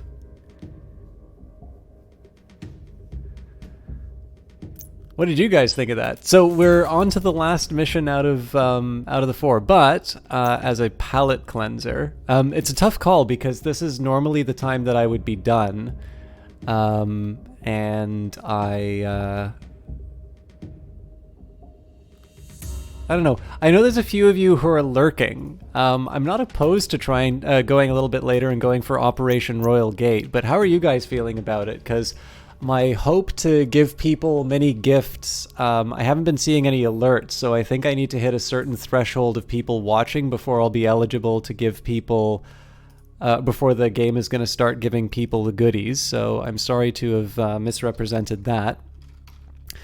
But how are you guys feeling about it? Like, would you like to see more of it, or would you prefer to see sort of a full run of the mission, like at a future date? I don't mean to like call out the people who are lurking and such, but it's, I don't know. I'm sufficiently interested in what's going on to be willing to go a little bit later on this. But I leave it in your capable hands. I'm going to do some bounties while we wait, though. So, SG needs help tracking down a problematic Soldier Fortune's recruitment officer. So again, I don't want to try and I want to try and not frustrate the people ahead of time. The thing is that it's like one of these seemingly elite one. Like the banner looks a little more fancy, but I'll kill it for now.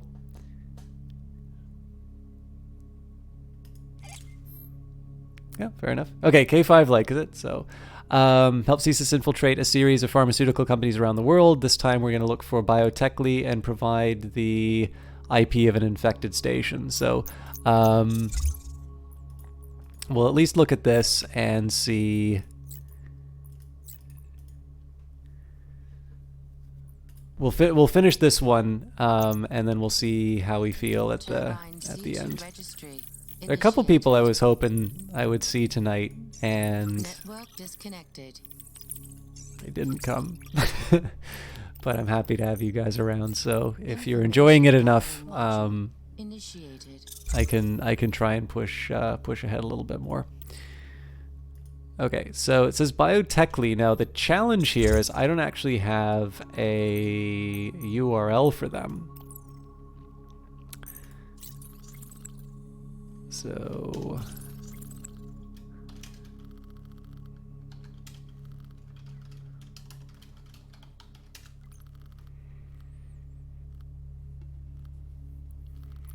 this is actually partly just to see if I can find... Oh, I don't actually have...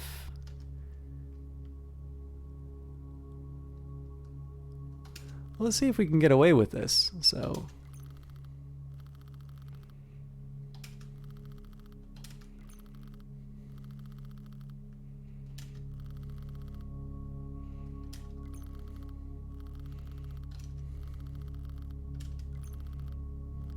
I love their PDFs at the... Yeah.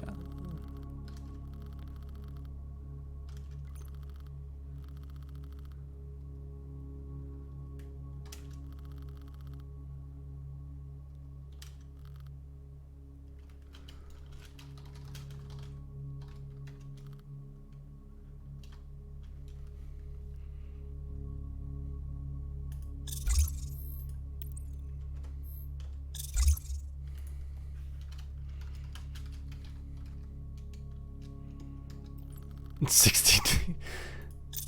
Do I really want to do such a bad... Nah.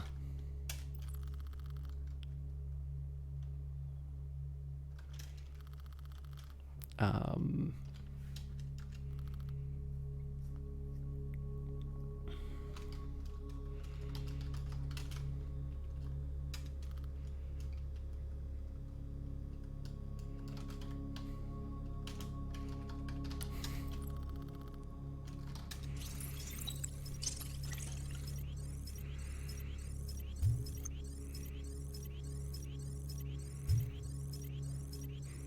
It's 92%. It's gotta work, damn it.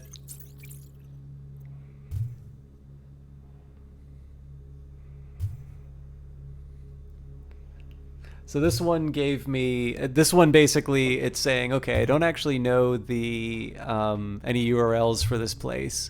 But what I'm going to try and do is take the fact that it's a pharmaceutical firm and I know the name of the firm to see if I can penetrate it that way.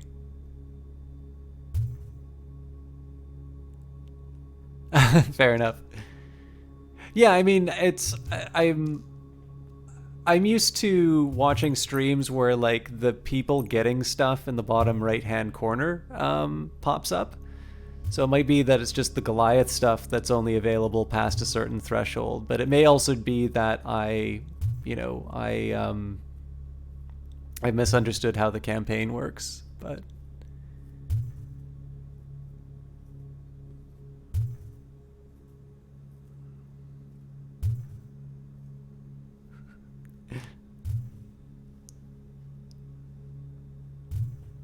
well, I thought it was gonna work.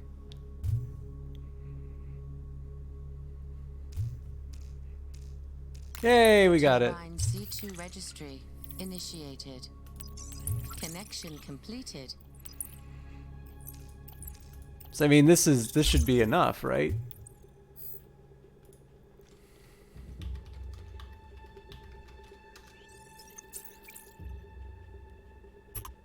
Okay, apparently not. So, first thing I actually want to try and do is a man in the middle to see if I can find any websites they're visiting. That was not the way to do it, apparently. We'll see if there's anything going on here, but I've only ever once had success with the LLMNR, and that was when the game told me to use it. Okay, so we'll do the classics. Information gathering module initiated. This is obviously a really interesting approach where I've gained access to a... Turbine C2 registry. I've gained access to a initiated. computer, but I'm not able to see... This has to be it. 23220 36187. Oh, hang on. Turbine C2 registry initiated. 36187.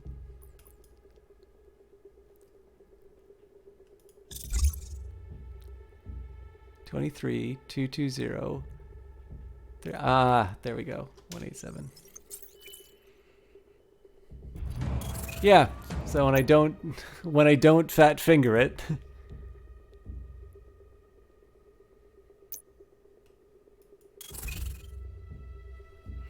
Well, I'm thinking like in the game. The game itself, on other streams I have seen, gives little announcements that people have won stuff.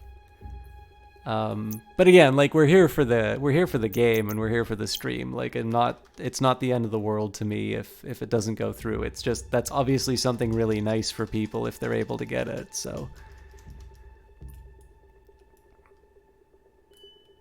if I just make this a massive notepad, I wonder if that's going to make it go away. Okay, you know what? Turbine C2 registry. I don't know if I'm going to be able to stick with it, Network disconnected. but let's do what we can with the missions.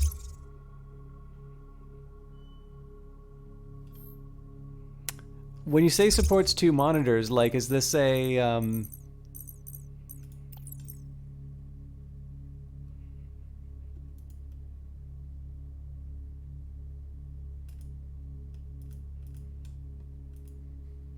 multi-monitor support is currently in beta due to a limitation in the Unity engine. Support is only available for external monitors, which match your primary display's native resolution.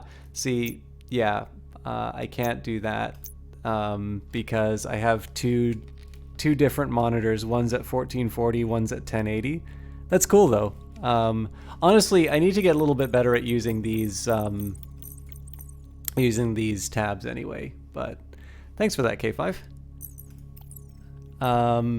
Okay, you know what? Let's see what we can do with story mode. No promises that we'll be able to finish Operation Royal Gate, but I kind of want to see where the story's going with this, so.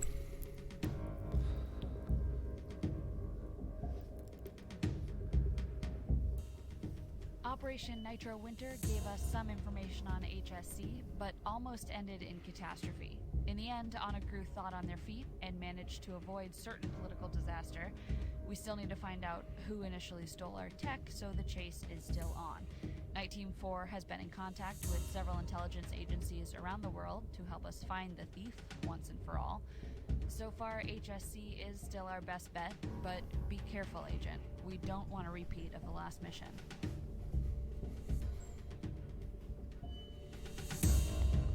So what I might do is just one mission of this, and we'll see where we're sitting at the end of the night, but using the help of global intelligence agencies, identify and confront the person responsible for stealing from Night Team 4 and leading us on a wild goose chase. It's investigation, minimal real life, intermediate level, and spy agent. K5 says, you played the ARG that ANS did for No Man's Sky a couple of summers ago. It was incredible. I knew that they did an ARG. I thought of you when I went to their website and it said that they were that they did an ARG for No Man's Sky, but I did not have the pleasure myself. So, We are very lucky we managed to safely extract our people from Korea. We did not have permission for an armed daytime raid in downtown Seoul, and our Onagru team was seconds away from contact with an entire KNP SOU squadron. Someone must have baited us into the city with tap-in, then alerted the authorities to our operation.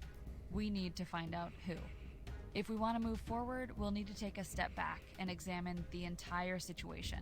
This isn't the first time our missions have taken a turn for the worst. Something's not right, and we need to shine light on who or what exactly is behind this mess. We need to dig deeper into Human Services Consulting, since they've been at the root of many of our most drastic actions. A new contract has appeared on the HSC job board, but the target does not fit their regular victim pattern. Bixen Banking is a multinational corporation specializing in investment software and financial management systems. All the major banks use their services to automate audits and track economic trends. A salami slicing attack against Bixen would be noticed immediately, so just take the contract and determine how Bixen fits into HSC's plans. But take every necessary precaution to remain undetected. All traces of verboten need to be erased from our system the moment we've gathered intel on Bixen. It's imperative that we cut any existing link between us and HSC's operations and cover our tracks. We have no room for error. Your mission objectives are: log back into the HSC job board, infiltrate the network of HSC's target, clear all traces of our involvement with HSC from your Stinger OS. I feel so bad hearing that, K5, but I'm glad that it was so effective. Okay. I'm still piecing together what exactly happened in Seoul and how we managed to get pulled into a trip. Sorry. No need to be negative right now. Let's stay focused. We don't have much to go on, but the HSC job board has a new contract up that's worth investigating. Check your local host for details on logging in, if you're like me and your memory's a little shot with all that's happened. Thank you, game. I like it when it tells me, hey, it's okay if you don't remember all of this.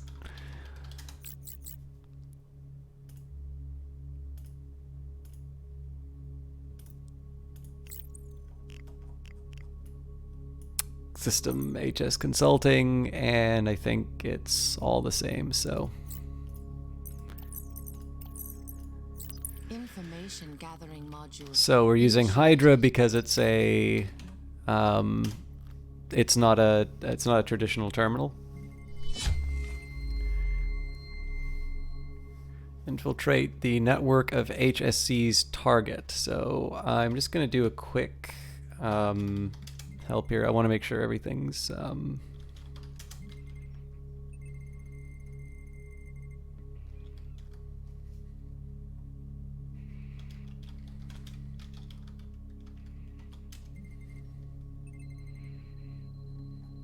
I don't think I actually need to download the info, but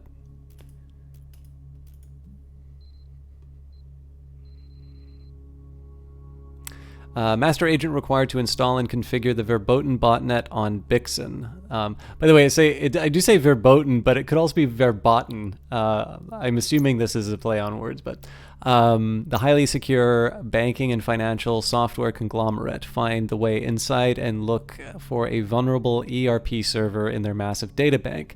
The simple ERP backdoor needs to be installed as well as set up remotely.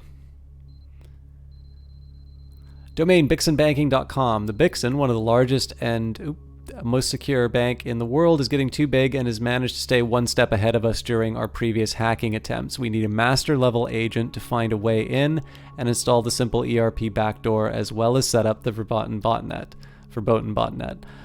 Bixen routinely runs background checks on their employees, so a man on the inside is not a viable option. The agent that manages to finish this job will be greatly rewarded.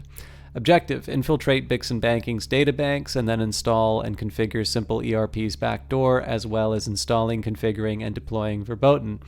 We need access to the company's insurance, contracts, taxes, expense reports, and payroll. Kali is lovely. Yeah, so I've not actually... oh, sorry. It was a little bit above tier. So...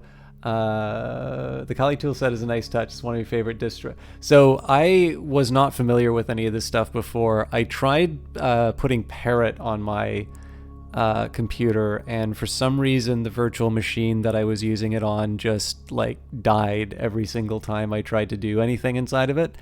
But I also don't think I'm actually good enough at computing. Like, I have a narrow set of things that I understand reasonably well, and then there's vast swaths of information which I just sort of rely on the professionals for. So I also kind of think I don't know enough to, make the most out of those tools anyway. But yeah, it's neat. Like I said, the whole cool thing about this game is that I get to learn about things I didn't know about before. Information gathering module initiated. Oh, that's really funny. Yeah, I'm pretty sure if I were to do anything like that at work, I would go to jail very quickly.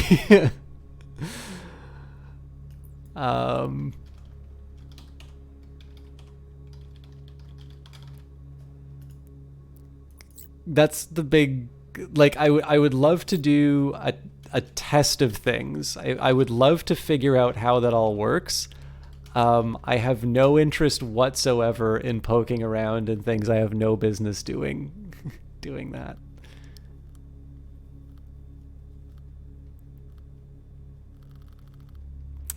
Okay, so chances are this stuff is not going to come up on its own, and I'm going to have to follow the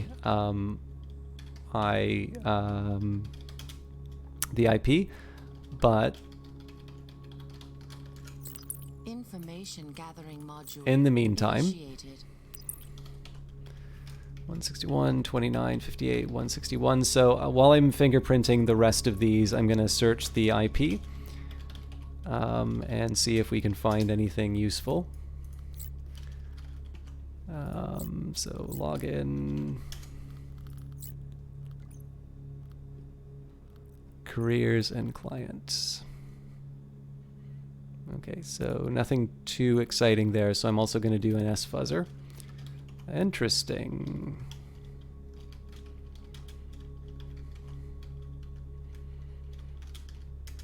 So that was a bit faster than I thought it would be.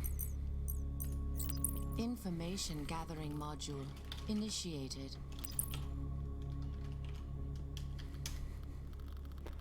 CVE 1025-2563, unspecified TCP vulnerability in the HTTP/2 experimental feature in the Apache traffic server 5.3.x before 532 has unknown impact, uses a custom SOAP request as an attack vector. Fox acid server connection initiated. So, custom SOAP after midnight, Fox acid and away we attack go. Launched. Fox acid attack successful. Connection completed. Now, let's boot up Verboten and deploy the botnet against Vixen. Let's crack him open and destroy. Wait, what? That wasn't me just now. Agent, be careful. Patricia Conway just noticed an intrusion inside the Night Team 4 network. The intrusion appears to be spreading outward from your station.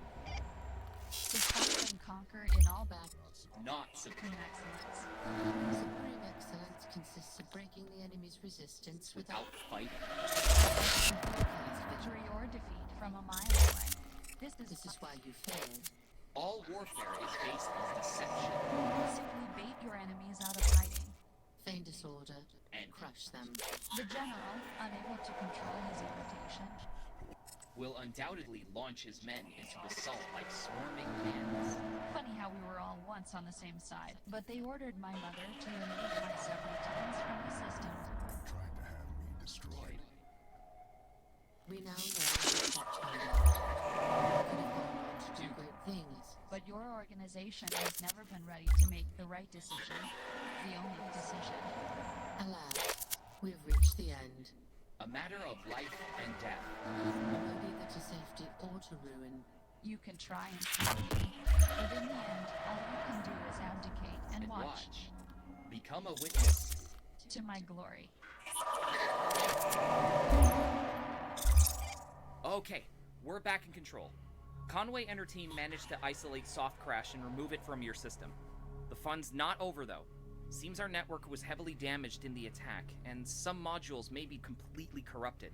But we'll jump off that bridge when we get to it. For now, you need to remove Verboten from your system at once. Follow the steps on your station, and be quick about it. That was such a good touch. I was wondering when something like that would happen. It felt like they were on their it kind of felt like that was where it was heading, but that caught me by surprise, and that was just an absolute delight. And he did say verboten, so.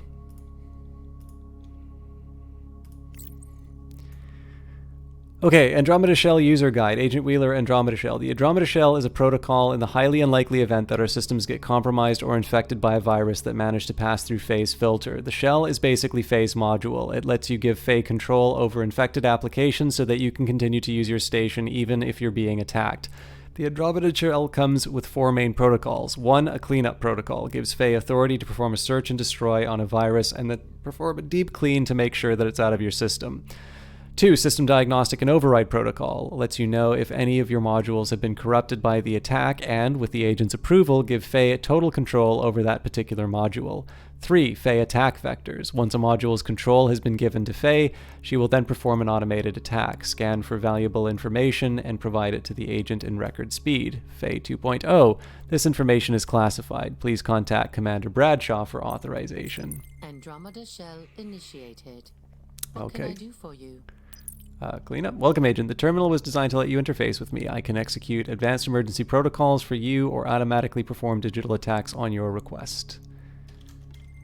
I can help you clean up your Stinger OS of malwares and cover your tracks online. Please enter a target and I will do the rest. What threat would you like me to destroy? Cleanup protocol initiated. Cleanup protocol complete. That was close. File corruption detected. Reformatting recommended. Well, we don't have time for a full system reformat, so we'll have to power through it for now. K5 says, I was getting pretty good at pen testing and then you got distracted by NMS's ARG. I can't believe you all their games $34 US on Steam right now. Canadians are so good at things and apparently unafraid to be cheap in price. Yeah, I mean, I'm delighted. I did not think for a second about buying the rest of their collection. I actually did get the Network Administrator. I'm gonna wait a while on using this, but obviously I got the key from Allison Smith, but that was probably a very effective key because I mean I wound up buying the rest of their library as a result. These are really cool games. So, Verboten rootkit destroyed, Verboten bash history cleared, Hydra terminal history cleared. I was able to destroy threats related to Verboten. Your system is now clean.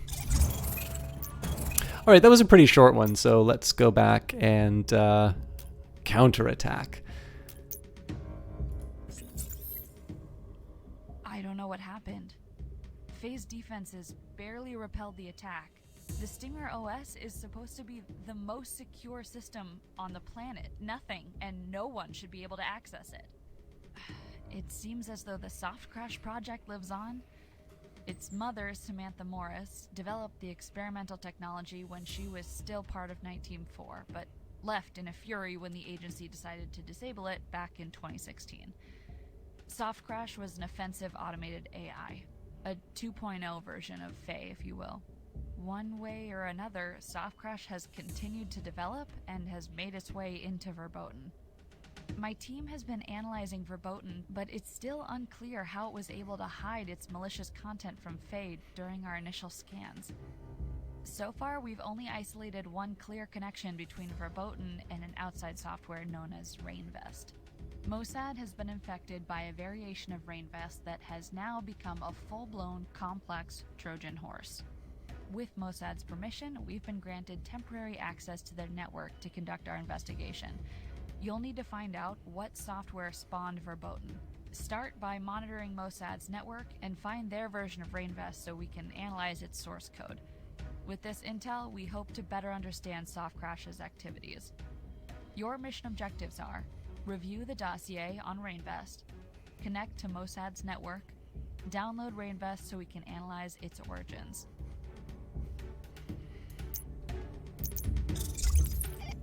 Well, now that we're back in control, we've got some digging to do. Wheeler analyzed Verboten and found some interesting connections. Check out her report in your local host and let's get to the bottom of this. We need to find that thing that imitated me and destroy it. There is only one Dylan Voorhees and he's pissed. Okay, this might be the last one. We'll see where it goes, though.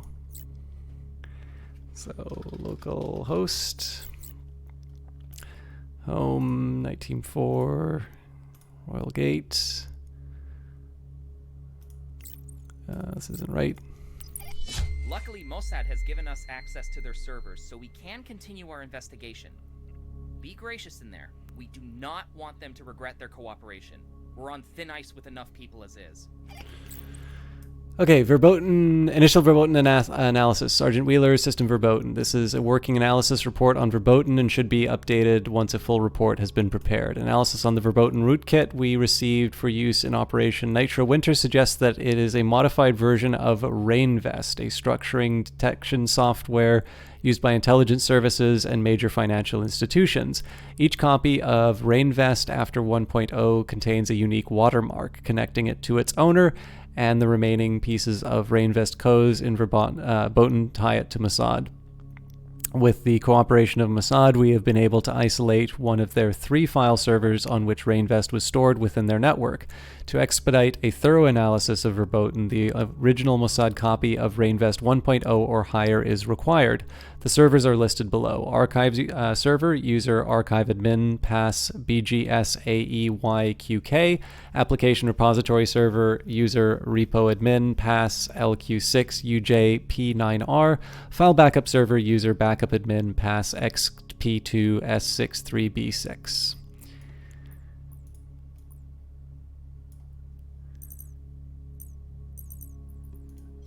Turbine C2 registry initiated.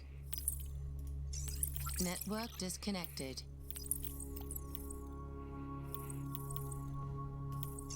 Connection completed.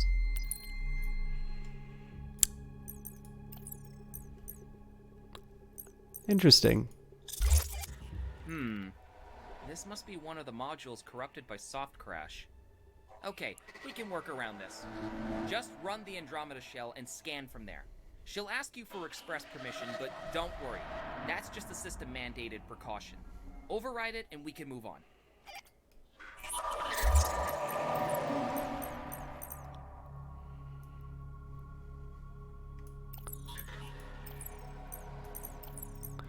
All right, I don't actually need to do that right now. I just really wanted to see what it would... Although I guess I need to do the WMI. Andromeda shell initiated. What can I do for you?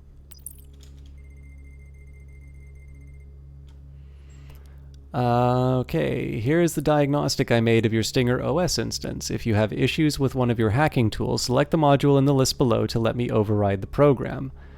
Select from the menu, host fingerprint and WMI scanner infected. So we'll do one of those. Yeah, I was debating on picking up the soundtrack, but I have like no taste in music. I really want that like action-packed one that goes on when you're chasing somebody through GPS. I don't know if that's in the soundtrack or not. This module is infected by soft crash. Would you like me to override this module? I would. Module override activated. Would you like me to perform an attack? Why not?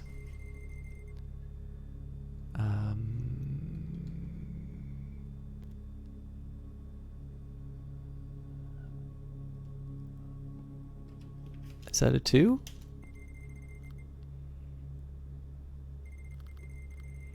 There we go. Okay. WMI scanner results files, app, repo serve, archive serve, backup serve. I was able to successfully map this network. I hope it will help you. Sorry, I did not find any vulnerabilities. That's fine. I think we just need to access the files.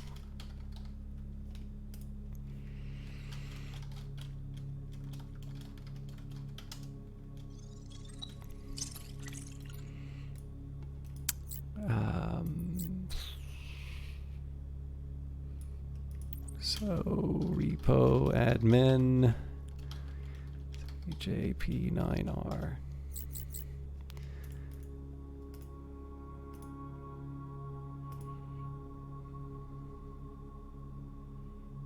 Oh, neat.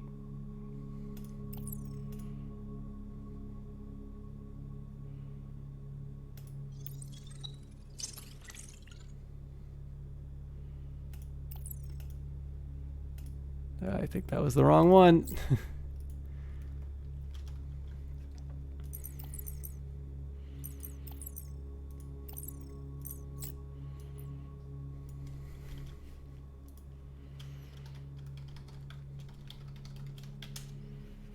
I think they wanted 1.0, they were saying. Yeah, 1.0 or higher. So hopefully there are not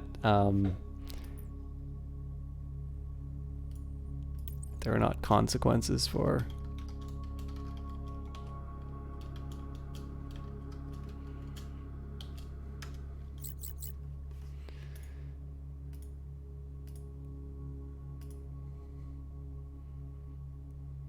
Megasploit.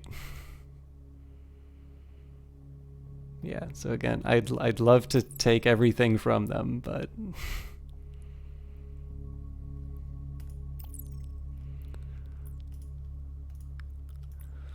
okay, backup maybe.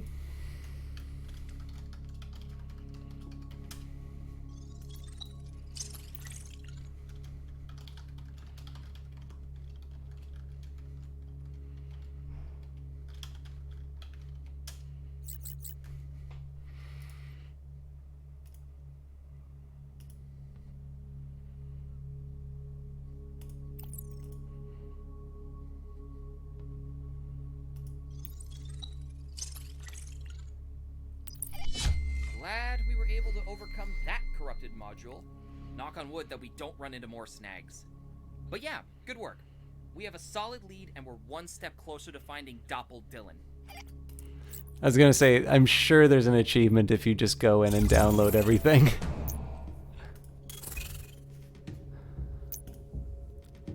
Okay, well these are all pretty quick, so I think I'm gonna go jump in again. So, I'm a big fan of Hacknet, so Night Team is right up your alley. Network admin seems a bit over the top. I like the concept, but isn't it really just a substitute for a Steep Workshop concept? Yeah, although apparently there is collaboration with the creators of the game. So I believe it's a little bit more than just workshop content, but like you're right, like it is, I actually, so the thing that interests me the most about that system, the network admin system, is that, think about Cultist Simulator right now. So Cultist Simulator has very inexpensive DLC. I'm not quite sure what the conversion rate is for people who bought Cultist Simulator and who have bought the DLC. I have a feeling that there's probably a number of people who are looking at the Steam sale and they're saying, this $3 DLC is not on sale, so I'm not going to pick it up right now, despite the fact that clearly this doesn't make a lot of sense. It's relatively inexpensive. Modding has been in the game from the very beginning. Modding has also gotten a huge facelift, but it's something that's been in there for a while, and it could be that I've just not been paying attention enough to this. I know Lyrazyder's done a lot of really good work on this in terms of making things like the Frangiclave mod manager and all of that, but there doesn't seem to have been sort of the killer app mod for Cultist Simulator in the same way that Paradox games have got like more mods than what you know what to do with. So the thing that interests me a lot, and this is actually something that Chaos Reborn did as well, and I thought was really interesting. Originally in Chaos Reborn, you could create your own realms if you were a certain tier of backer for their Kickstarter, or you could like buy that access after the game was released.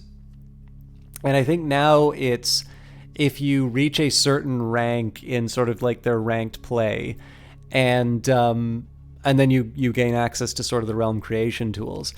Now, there's a couple things that I like about that, because obviously when you have user-generated content, the challenge is that it can sometimes not be valued very much. In the case of Cultist Simulator, there are free modding tools, but this hasn't necessarily generated any kind of player content that has resulted in sort of must-have mods. And then, of course, the next challenge is that if you give people the ability to make anything, there's the challenge that people may not put a lot of effort into it or may not necessarily value those tools. So one thing that's really interesting about the Chaos Reborn and Night Team 4 approach to it is that you have sort of, Lottie would call these the zealous Blastoise players, like the people who are fanatics about the game, who are willing to put the money down for those kinds of tools, generating the content for the game.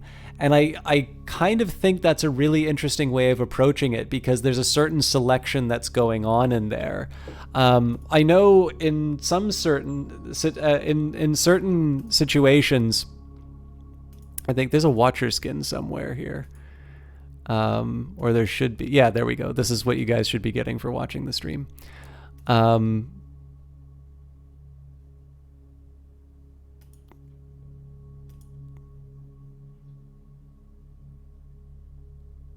just taking a look at some of the stuff I'm missing.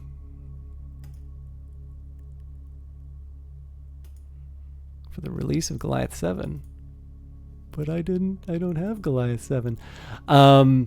But yeah, I don't know. Like, it's an interesting one. Obviously, there's a financial consideration. Some people may be huge fans of the game, but don't find it affordable to do something like that. But it's an interesting way of creating sort of it's this old sales technique, right? Where you've got sort of these little, these cheap tourist sort of, little items, and you put them on for $2 and they get ignored, and then you put them down for like $10 and everybody picks them up.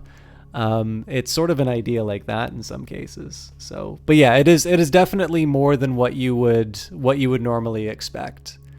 I was happy to pick it up because obviously I was given a copy of this, to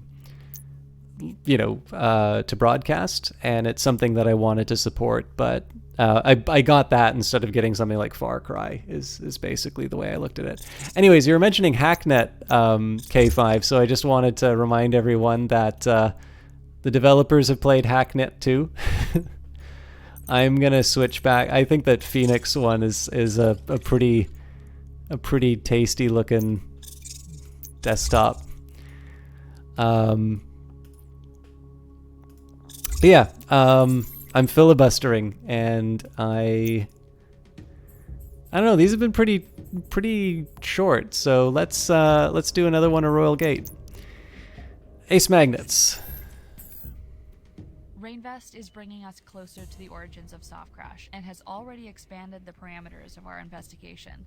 We can now trace the correlation between a multinational banking software company and an illicit botnet system used by a major criminal organization. Bixen's software development branch in Tokyo received Naicho funding to develop Rainvest, and now the Japanese intelligence service is demanding answers. Naicho has agreed to cooperate in our investigation and to help expose those behind HSC and their invasive technology. We've found no trace of Morris leaving or entering the country in the last 5 years from the Immigration Bureau of Japan's records. Most likely, she still has a significant network in Japan, but she does not appear to be physically there.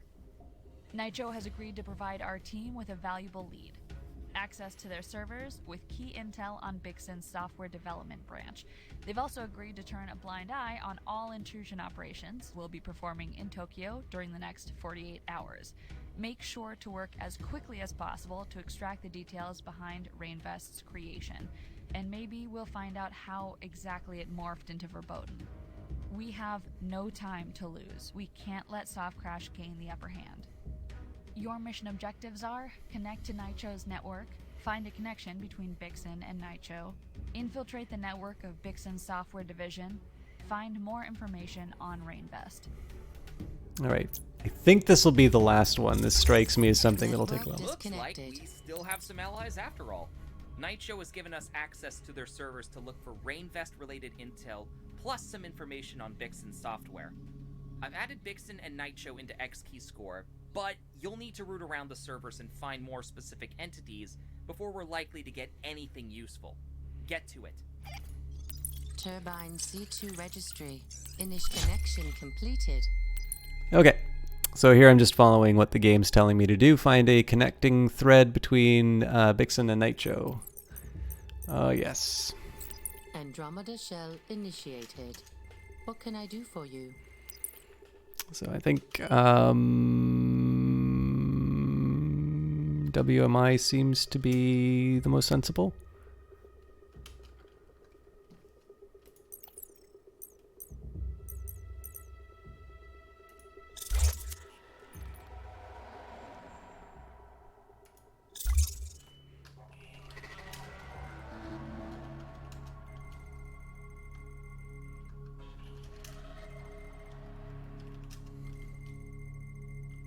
Okay, I'm actually slightly curious.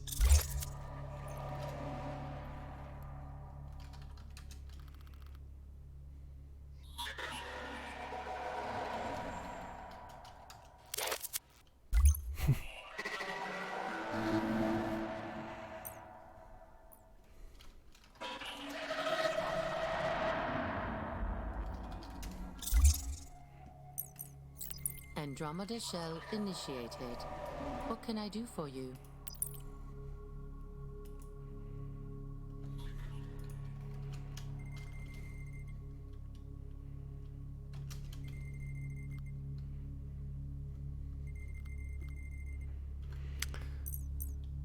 Okay, I think I need to...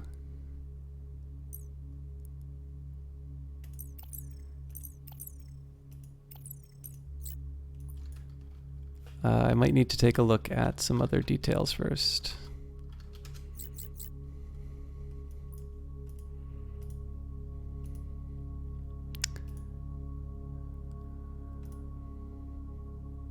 Nope. So my worry here is that I'm not actually going to be able to access this database.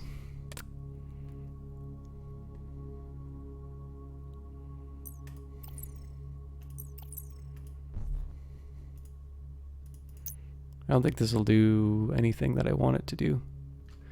Yep. Oh, I didn't know you moved. I hope that was not too disruptive. I can't imagine moving is ever like a fun thing to do, but And intrusion module initiated. maybe.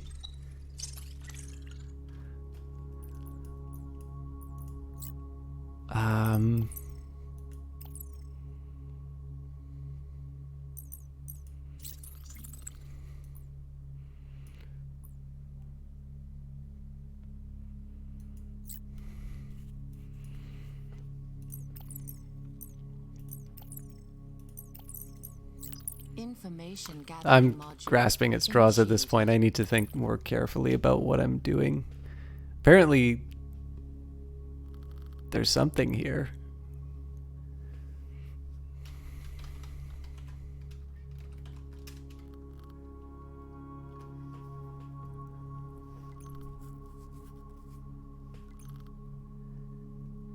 Hello, Eyes of Sin.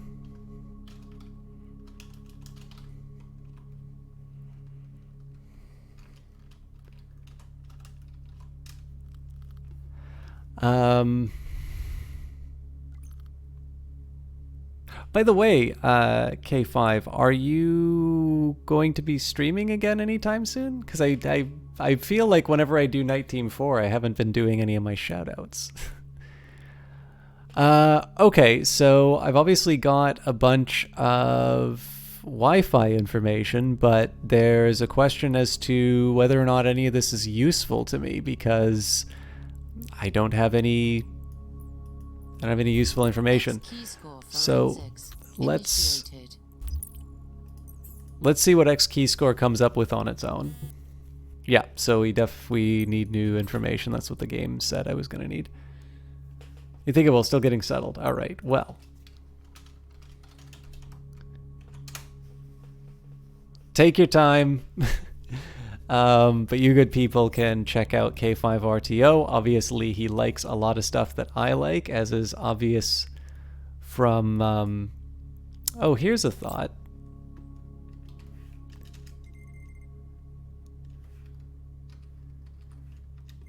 Module override activated.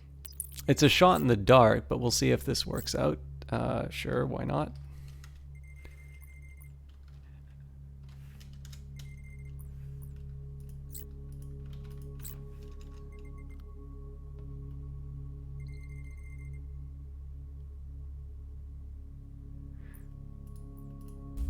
X key score forensics initiated. Yes, please do. Items at X key score forensics initiated.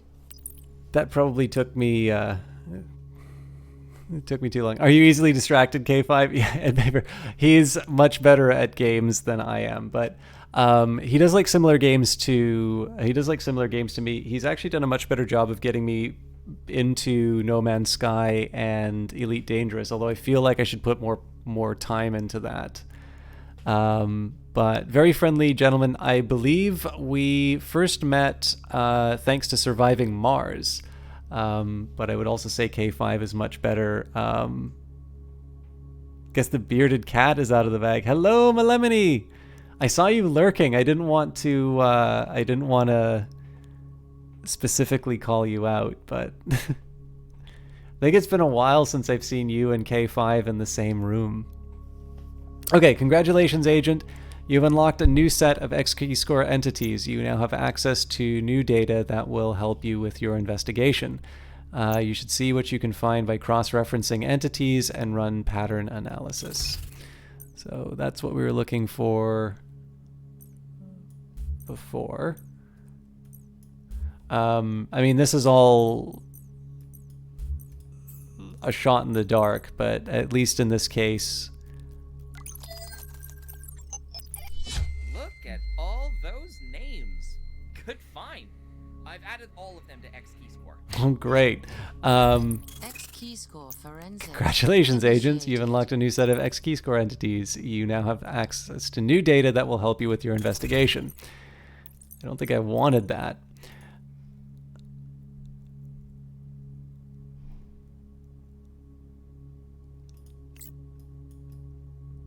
Reinvest Initiative Extension of Agreement. For good value, this extension agreement is made by Ray Takechi on behalf of Iso Hakuseki, project manager of the Reinvest Initiative for the Bixen Banking Corporation, and Chaira Fumiko. See, I'm actually a little worried about that, Ed Baver, if it's just indicating some kind of cognitive decline on my part. Because I feel like I used to be better at keeping sort of sustained trains of thought. But then I also know that I'm trying to be a little more conscious about playing the game more often. So it could also just be the fact that I'm trying to move things forward that causes me to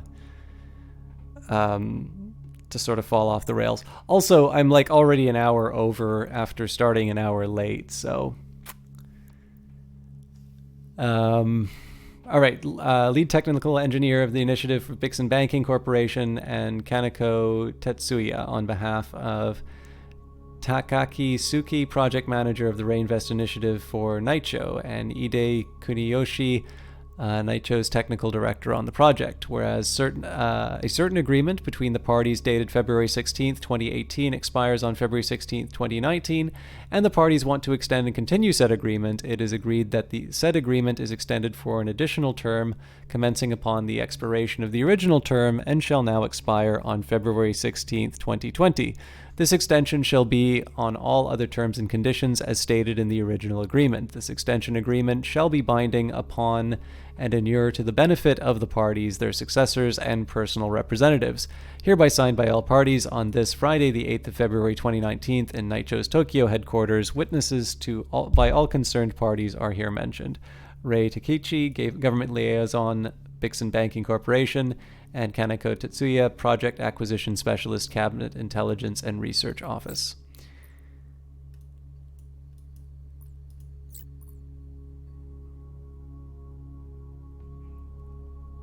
I feel like I should have... Key score forensics initiated. Okay. I'm going to try each of these individually, but...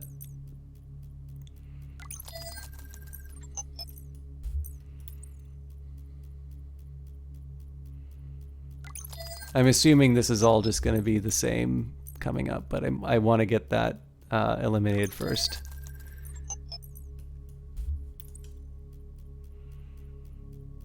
Oh yeah, I got to find... yeah. I'm not supposed to be doing anything in X key score right now. I'll leave this be. Turbine C2 registry initiated.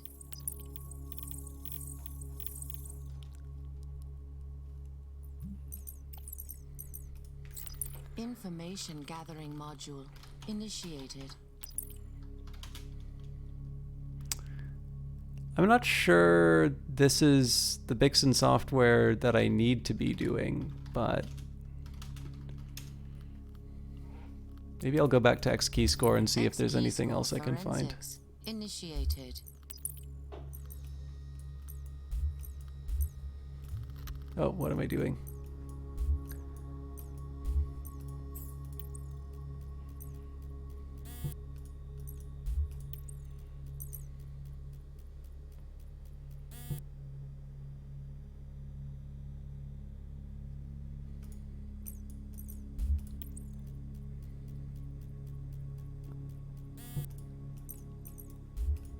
I'm definitely feeling very tired, so I don't think I'm going to be making a lot of really good decisions right now. It might be an idea for me to just call it here.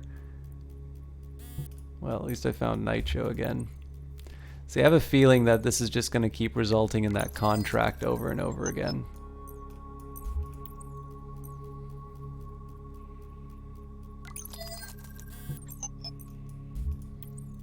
I'll go through all of the names just to eliminate that as a possibility.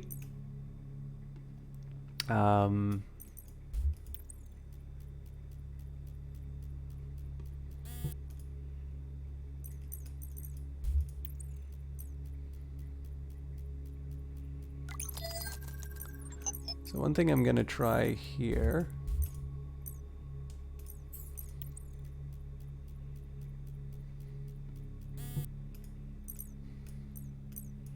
That was just because it said, those two people, it said that there wasn't, that there was some other component or a partial match. Yeah, similar story here, so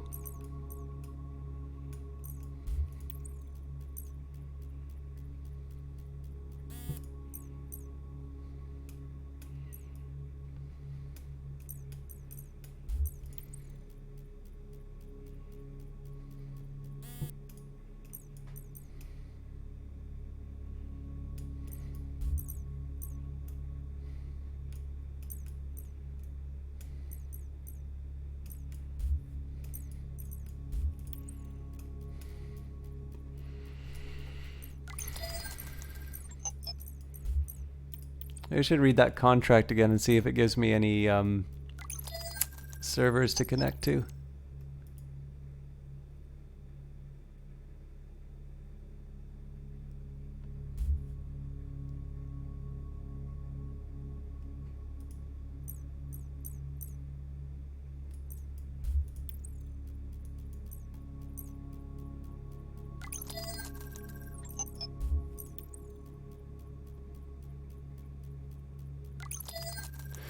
Yeah, so that's just all the same info that we had before.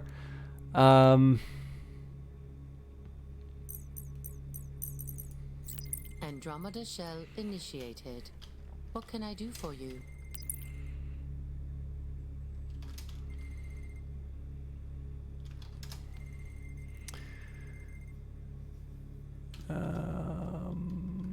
Put it, here's a diagnostic I made of your, yeah, give me my fingerprint back, damn it. Module override activated.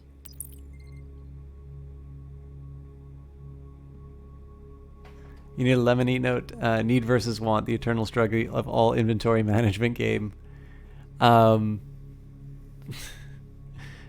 I've been wanting to bless you with other emotes for a while. But you already have a lemon emote, don't you, Melemony?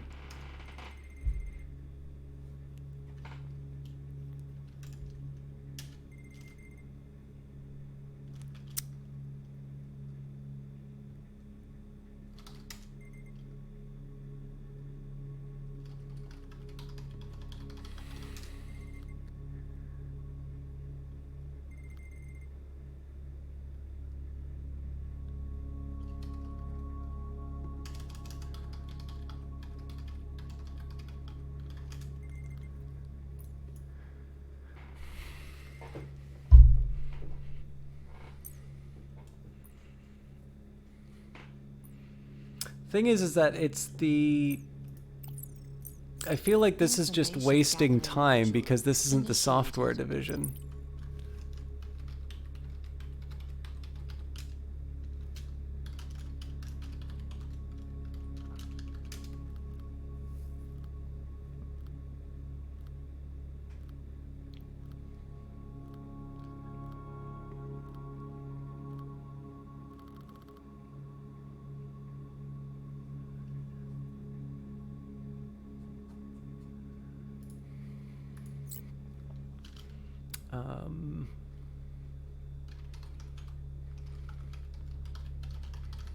I'm just going to close off these options, and then we'll go through login because it's really our only option here.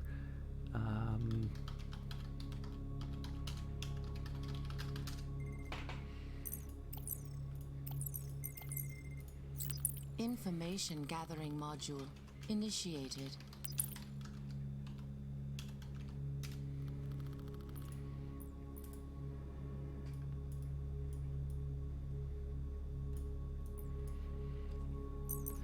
Okay, so I'm going to take the one lead that I have, which is Bixen Banking. Initiated.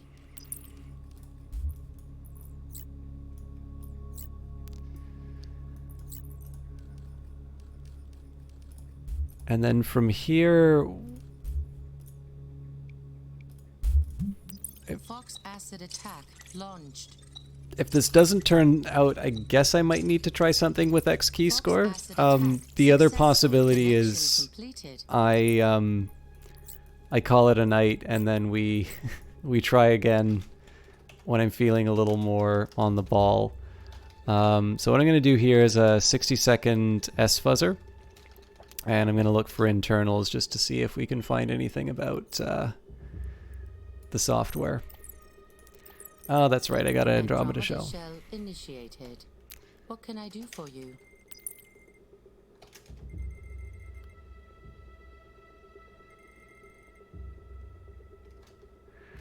Okay. Nothing on the WMI scanner. Maybe we can find something with a man in the middle.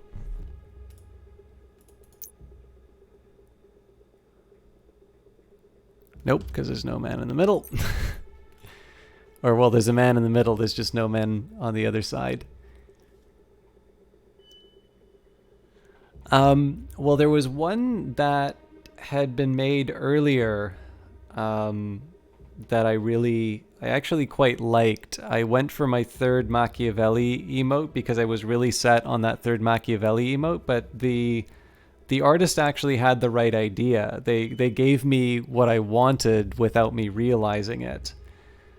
It was a sadder emote, but it's actually a really good one, and it's one I'd really love to see, but I haven't really heard back about it. It was like it's something that they had like a sample for, and I sort of said, you know, I like this, but I was kind of hoping for the Machiavelli one, but of course I've got an extra slot open now. So there was that, and then there was sort of a fourth that I wanted to do. But... Oh, I didn't want to out you, the Eyes of Sin. No, I'm happy. I'm really happy with that original. I also wanted to pay you for it. Yeah, the other one was there was a fourth one, but I've it's probably worth saying now. Like, Eyes of Sin is under a lot of pressure to get stuff done, so I didn't want to add another project until everything else was sort of sorted out. So but yeah, so there's an idea for a fourth one kicking around, but I'd rather not like turn this into a litany of like extra things to do. So that was it.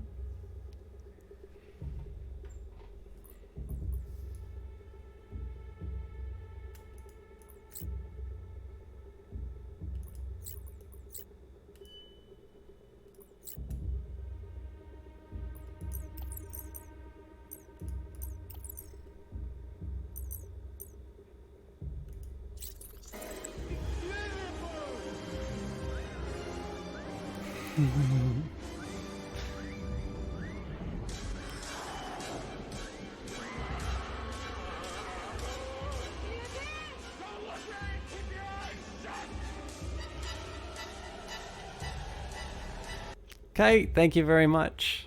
It's very nice to see you again. I saw you streaming the other day, but I was at work, so I couldn't do that much. Let me just take a quick minute to wrap up something I was saying before, and then I'll say nice words about you. So Ed Baver, I'd rather not, because my view on this is that I am doing my best not to constantly crank up the pressure on stuff. I am probably not the only person who's wanted an emote. And I think the more I start showing, hey guys, this is what's coming just around the corner, the more that puts undue pressure on. So it'll be done when it's done. If I still have a fourth emote slot, I can worry about that then, but I think it would be better just the emotes that we have now are the ones that are there, and any future emotes will arrive when they do. But let me take a quick minute and tell you guys about Kite 260. Kite is a gentleman and a scholar. He is a remarkably friendly broadcaster. You just recently got back from helping North Carolina and Florida prepare for hurricane season. See, this is the funny thing about Kite. Kite is always running around doing good deeds, which makes him very hard to,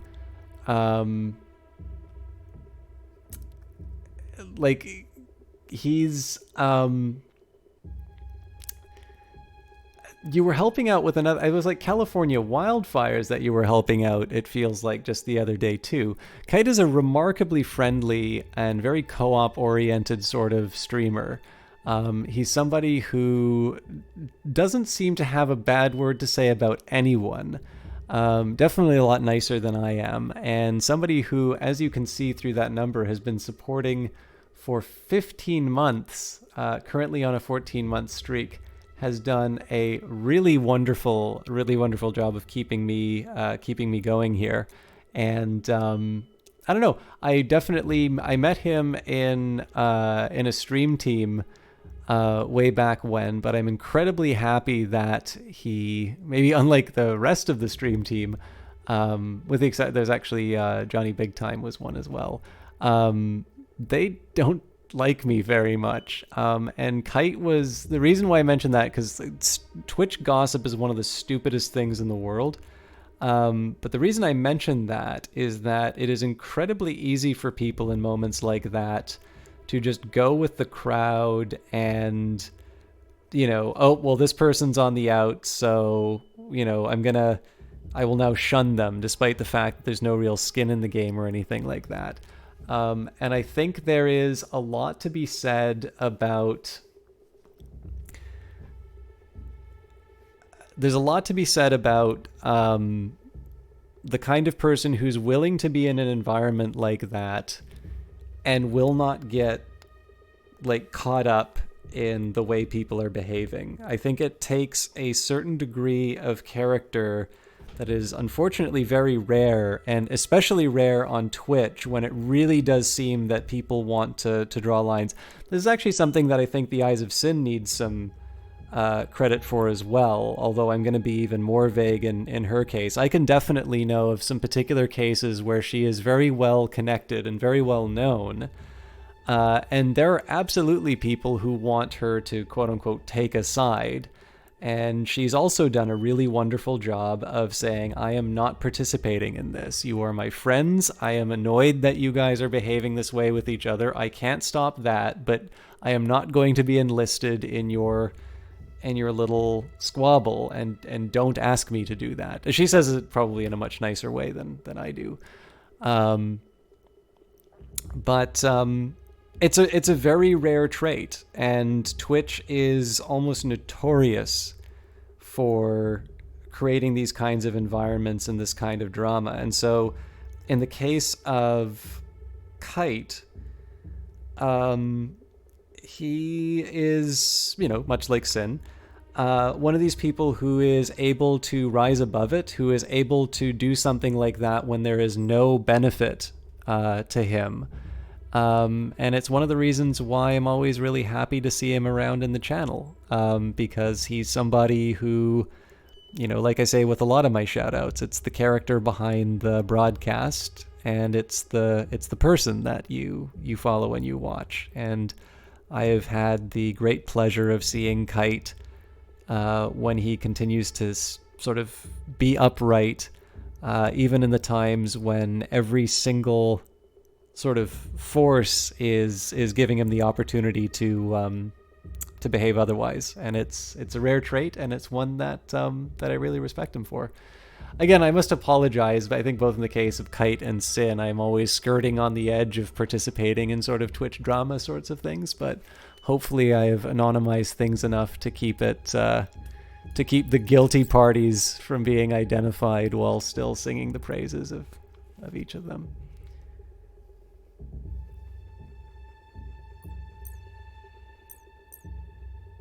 Yeah, so Ed Baver, the point that I want to make on this one is that it's one thing for me to say I'm talking with someone about an emote. That is me communicating. I have thought about this. This is what I have done. There's obviously only so much that I can do for myself, and the best that I can offer is something like a progress report in a very general format. If I turn around and I show a picture, then that immediately invites the question from people, you know, a week later, a month later, a year later, well, what's taking so long? Like, why isn't there a picture? Like there was a picture. Why isn't there now? Like, why isn't this happening? And, you know, people can, even if it's ultimately not my fault, people can be annoyed at me for saying, like, oh yeah, he just keeps talking about his emotes and it never happens. To do that when somebody else is working on it, that's kind of a crappy thing to do. Because all of a sudden it becomes, you know, I suppose even now, like, I rather wish that people didn't put, like, a name to it. Because now that means every time I talk about emotes, there's someone who's other than me who's being talked about. So that's why I don't show stuff like that. It's, you know, because this is the thing. I don't own anyone else's time. And so it's not mine to, you know, to really use, right? That's why I don't share stuff like that.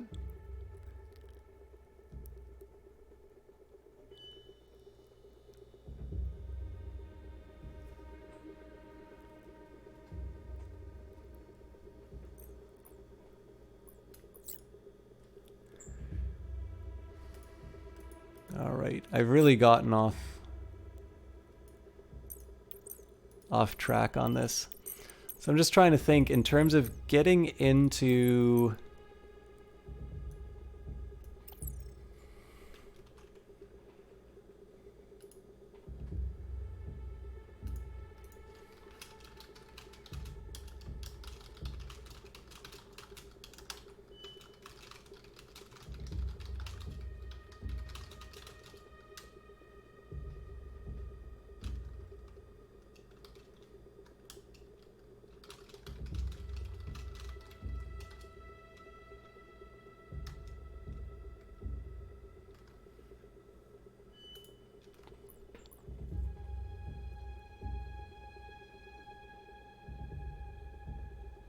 yeah, you don't need to apologize for that. I just sent you a quick thing on Discord. I actually don't really feel very good about where that went, because, like,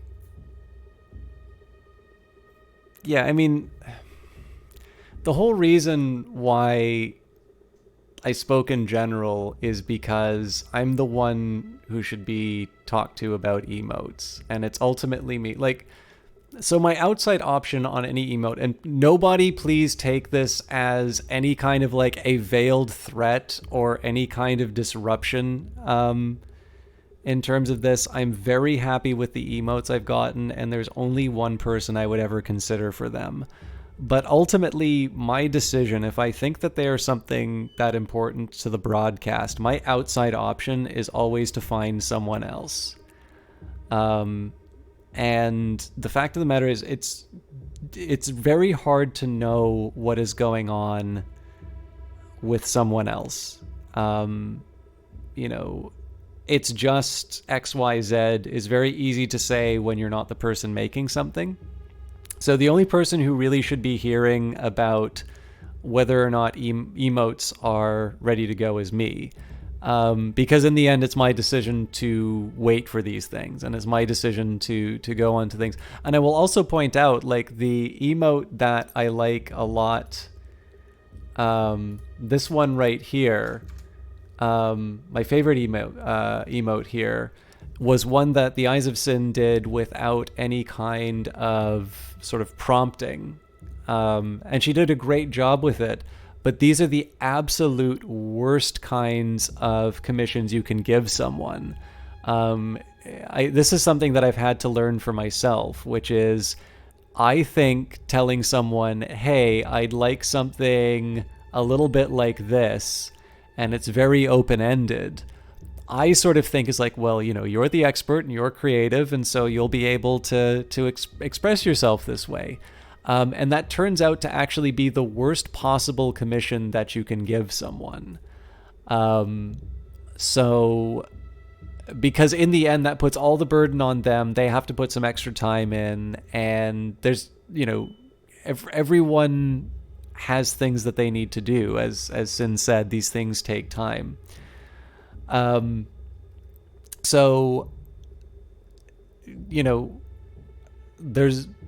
I have not even approached any other emote ideas. There's one, which is the one I was talking about before, and that will be done when it is done. And you know, if people are really eager for another emote, you know, that's great. I like that people are really excited about that sort of stuff.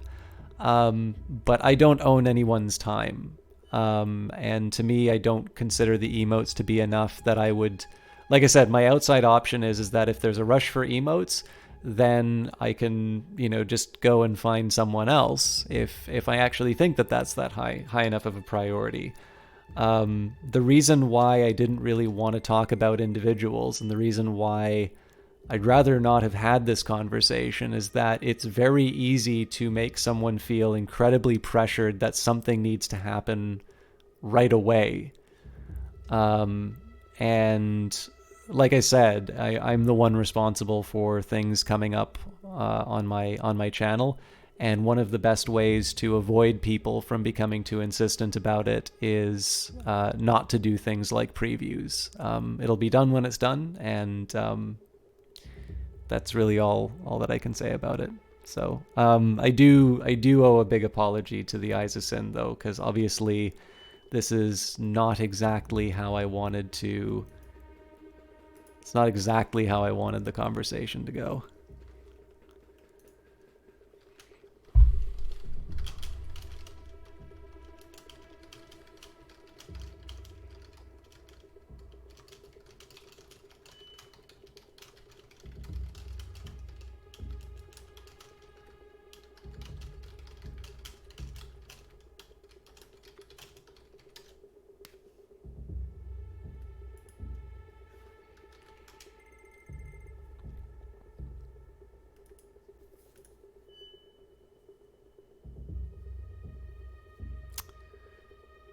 Okay, let's get back.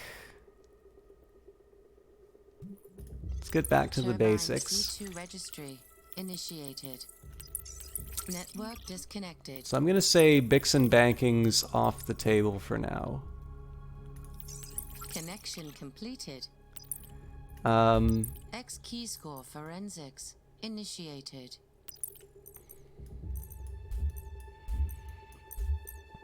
So let's try and find some other connections with Bixen.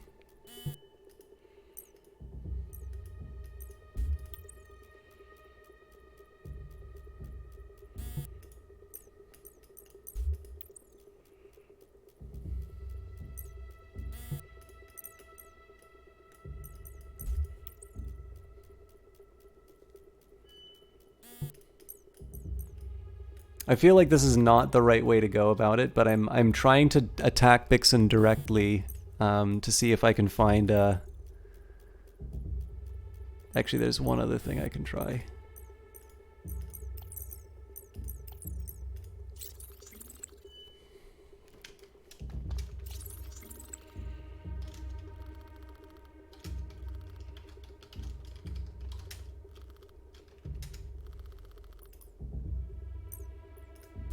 X key score forensics initiated. Did they... I feel like the order of this was just redone. That's a pain. Okay, so basically the idea here is I'm going to try and do each combination with respect to Bixen. This is just to see if I can get a URL to sort of grab onto. If I do this Nitro again, it's just going to translate into that contract, which I don't really feel gets me what I need.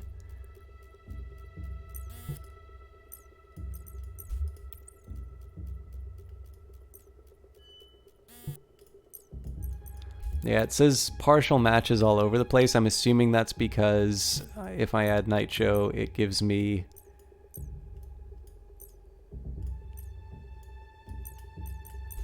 It gives me that contract. I feel like this is not the right approach.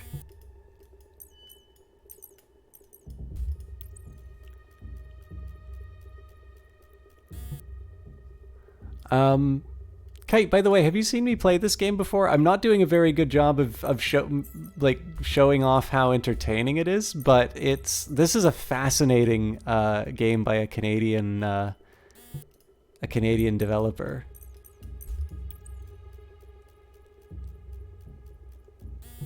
There's also a co-op option, so if you ever want to solve puzzles with me.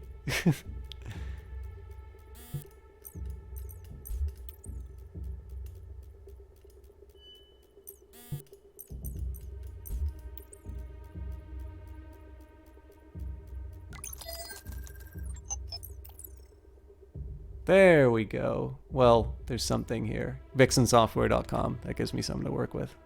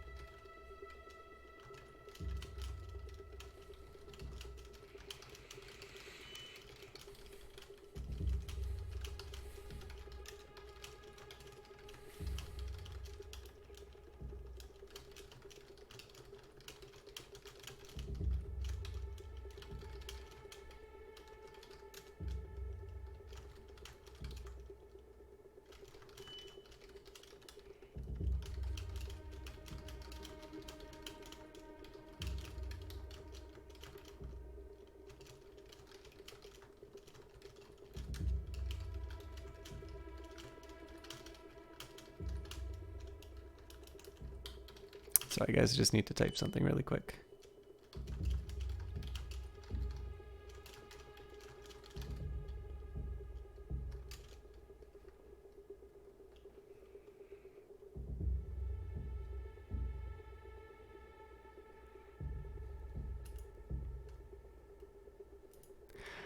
Okay, sorry about that, guys. So yeah, tell you what, Kite, when I get through this mission, I'll do like a bounty to show you a little bit of an easier idea behind, a little bit clearer idea behind it, because I'm lost in the middle of what's going on. But now that I've cleared my head, we're hitting the reset button. I probably need some more water, to be honest. We are currently trying to find a way into Bixen software. So we've got an email address now. bixensoftware.com. We can use that to try and find the servers. So recontract extension agreement. Hello, Suki-sama. Yes, I agree. Let's discuss it further at the contract signing at your headquarters, since we both need to be there anyway. Would the afternoon work for you? I think we may need to prepare a second press release to renew public interest in the project. I'll talk to our head of PR about it today. We are so close to the new release, and I don't want the initiative to lose any momentum. Thanks. Isao Hakuseki. By the way, Hakuseki. Kite also, actually, Kite and the Eyes of Sin both watch a lot more anime than me, but I know Kite would probably be able to just have this roll off the tongue. Project Manager, Rainvest Initiative, Software Development Branch, Bixen Banking, sent from my Macedon. So, I mean, Bixen Software I could have just tried on its own, but this is the link that I needed. So, we're going to try and take this piece of information, we're going to pull on that thread until we can get a little bit further. So, open source intelligence, bixensoftware.com, search, any search engine, but I like doing Bing because it's weird.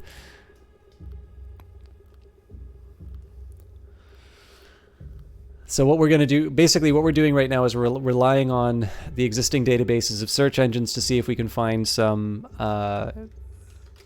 sources. We've got www and global. I'm also going to do an not OSINT scan. I'm also going to do an sfuzzer just to see if there's anything that I missed out. We'll give it 60 seconds, although it'll probably take me... you know what? It'll actually probably take that long because I'm using my... So one thing that's happened here, Kite, is our system has been compromised, and so there's going to... I'm actually going to have a harder time doing what's called a fingerprint. But essentially what we're doing here, we're trying to find vulnerabilities in a... in these servers. So www.bixensoftware.com. So this is taking a look at the open ports to see what software they're running, and we'll see if there's vulnerable technology on it. It wasn't on this one. We'll see if there's something on global.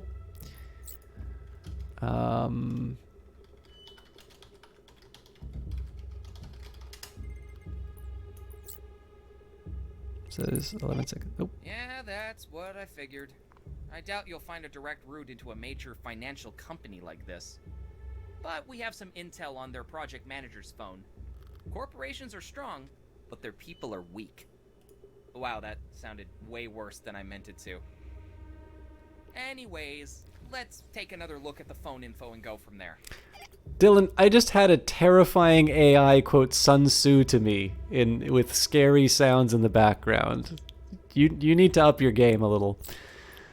Okay, so phone information. Hopefully that's on my hard drive. That wasn't exactly much of a hint.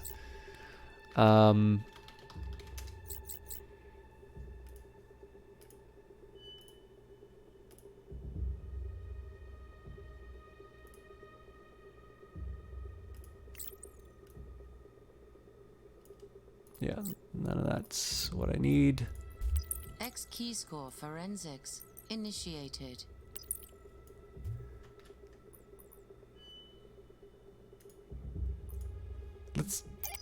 Yeah, that's what I figured.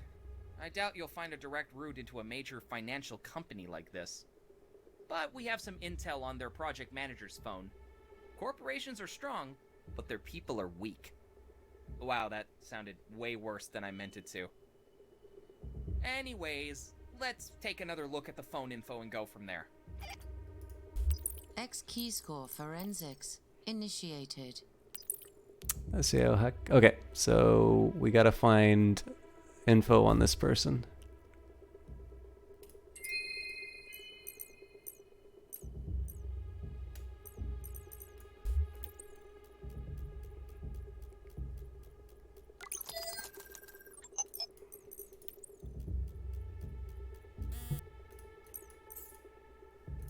Okay, can't search them in isolation apparently.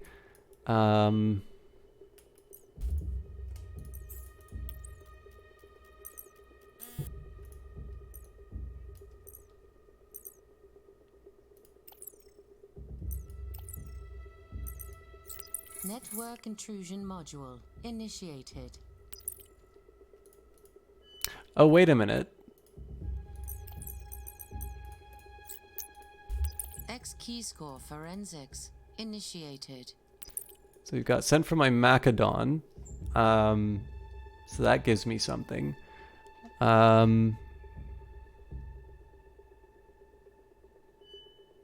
I still need a MAC address for them. So I'm trying to find, what I'm trying to do right now is I'm trying to find a way. Turbine C2 registry initiated. I'm trying to find a way to get into that person's phone. Information gathering module initiated. There's a possibility that this phone user, when did they come in? Forensics initiated.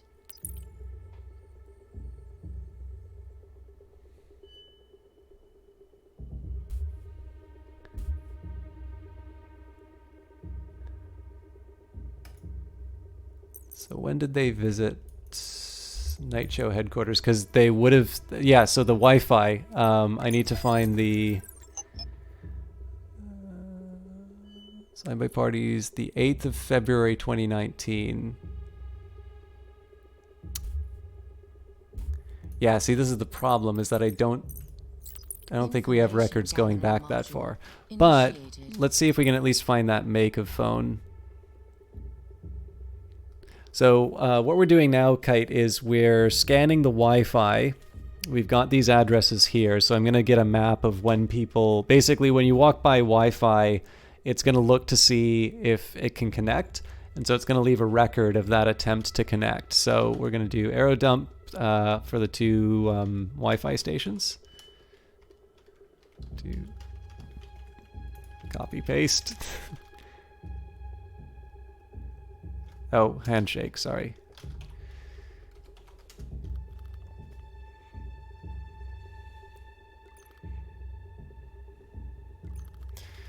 Handshake 68.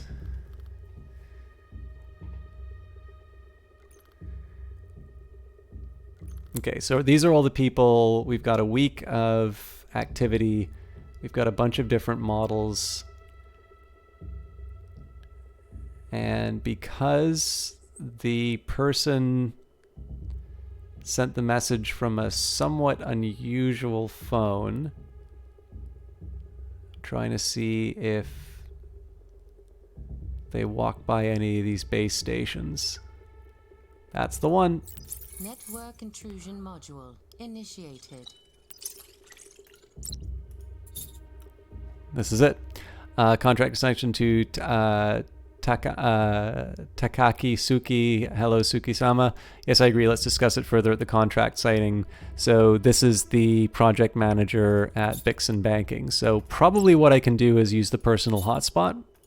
Let's just take a quick second here and see if there's any other information. Nope. So let's use the personal hotspot. Wow, you hacked the Bixen. Well, not the actual Bixen, but a major part of it at least. And that's something. Okay. I'm going to do a quick thing here. So I don't think this is going to get me what I need, but we'll do an S-fuzzer just to see if there's any internal sites that we can find inside. In the meantime, again, we've got some corruption, so let's use the WMI tool. We're just going to see what we can find in here. My program is now overriding this module. Okay, nice, but I'd like you to attack, please. Deep internal network scan. Well, there's the ERP.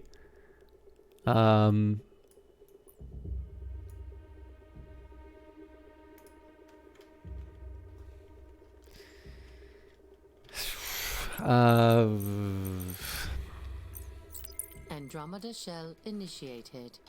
What can I do for you? Wrong one. Andromeda shell initiated. What can I do for you?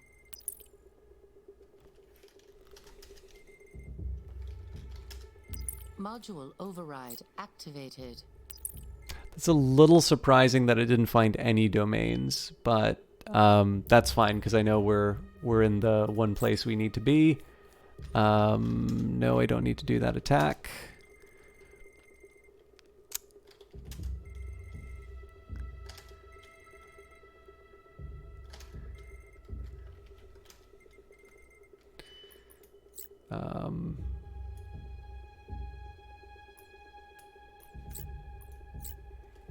I don't know if any of these are actually active directories, but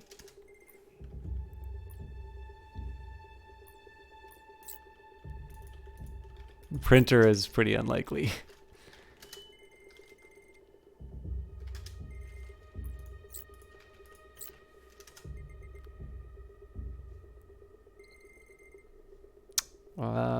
Yes. Let's add that to X key score. So Items added to X key score forensics. Initiated. I'm not sure the whole point to this game, but I feel like you'd be good at, you should be able to get a job for the government. That, or if you don't take said job, you're going to be on a list of the first people we should suspect when tech stuff goes wrong. So I don't know anything, and I suspect that nobody would be allowed to say this, but there was $800,000 that was invested in the company that makes this game.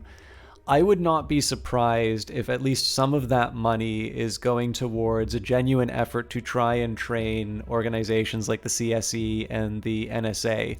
And it's not to say that like this game will teach you hacking, but the idea is that they've done a very good job of gamifying concepts. So to give you an example, Kite, like I was just going to mention this. So we're adding these people to what's called X key score. X key score is a real thing. Like if you do a Google search on X key score, you're going to find out about exactly what this program is. It's a really interesting one because it's essentially a tool that the government uses. The problem the government has, and of course, I know there's going to be a lot of debate that people have about whether or not governments even should be doing this sort of stuff.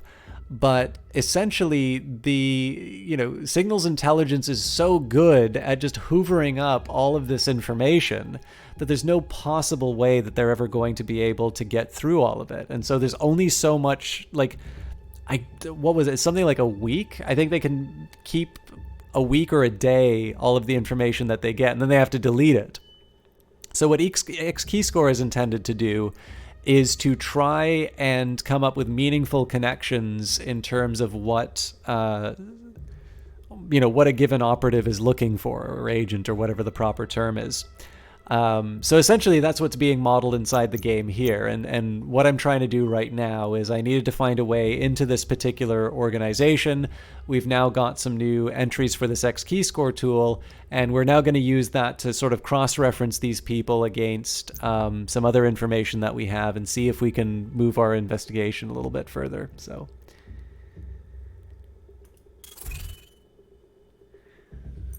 I should mention too, the tutorial to this game actually has a bunch of links to real world sort of like news articles and tools and things like that. So, okay, so we need to find more information on Rainvest. Now, unfortunately, I Andromeda shell initiated. don't think. What can I do for you? So Mano Araki sounds like the best. They're head of research. Say Ayumi Ozaki and Mano Araki seem like the best two for me X to. key score forensics initiated.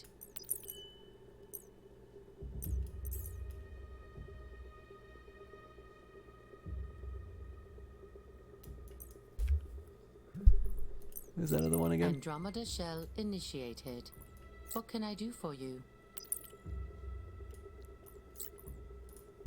X key score forensics initiated.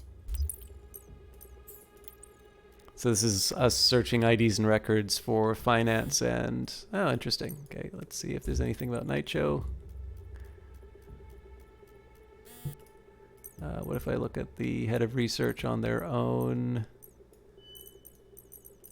with the key players?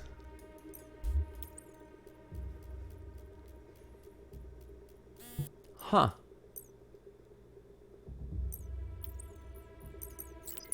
Andromeda shell initiated. What can I do for you? Got too many of these things open.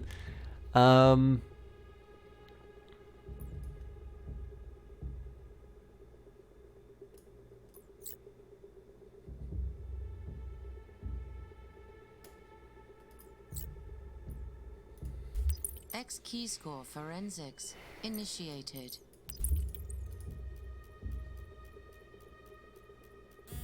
I kind of want to prioritize this Mano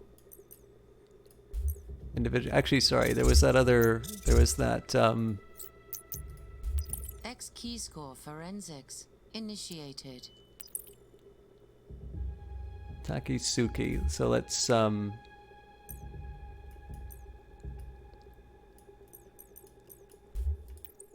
see if this comes up.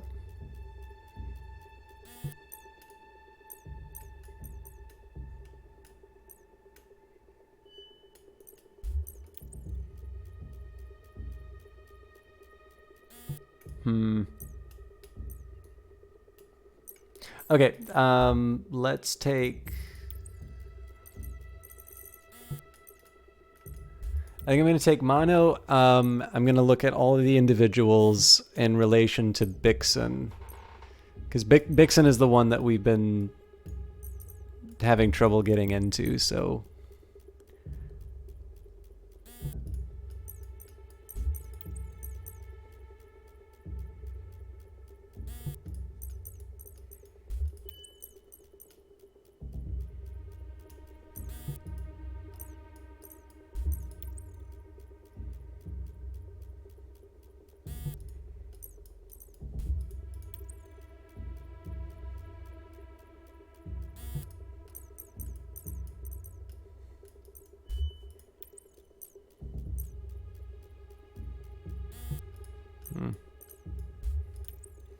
I wish I had a better recollection of exactly what groups these people were affiliated with, because I have a feeling a lot of these partial matches are just that contract with all those names on it.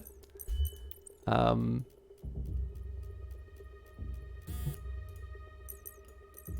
I'm kind of I'm gonna have like 2 prime suspects. I figure like the head of R&D is not a bad person to start with. I think we already did Ayumi Ozaki, but what I get to do now, I get to do all of this fun, but again, it'll be the head of finance.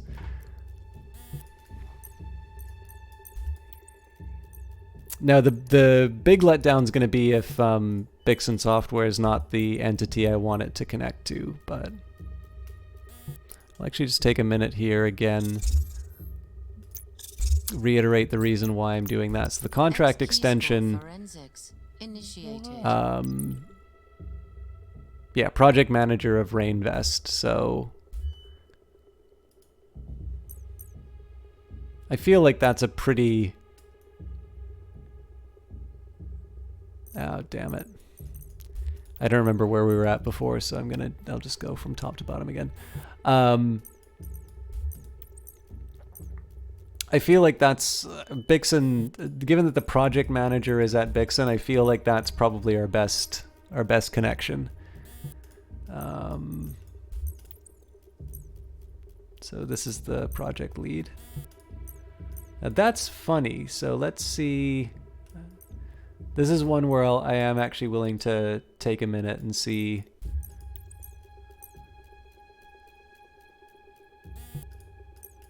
The other one that I'll allow for is the head of R&D. It's like project manager, head of finance, head of R&D. Okay, no relations.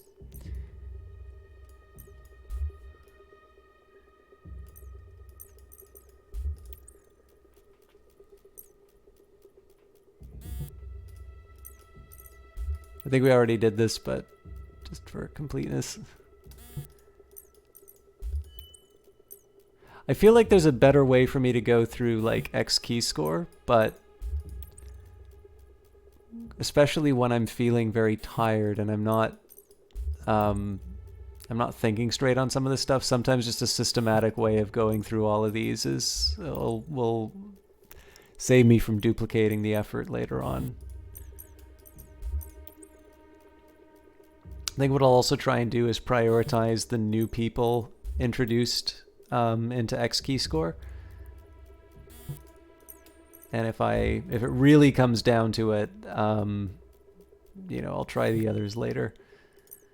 Andromeda shell initiated. Okay. What can I do for you? So Hoka Mizuma.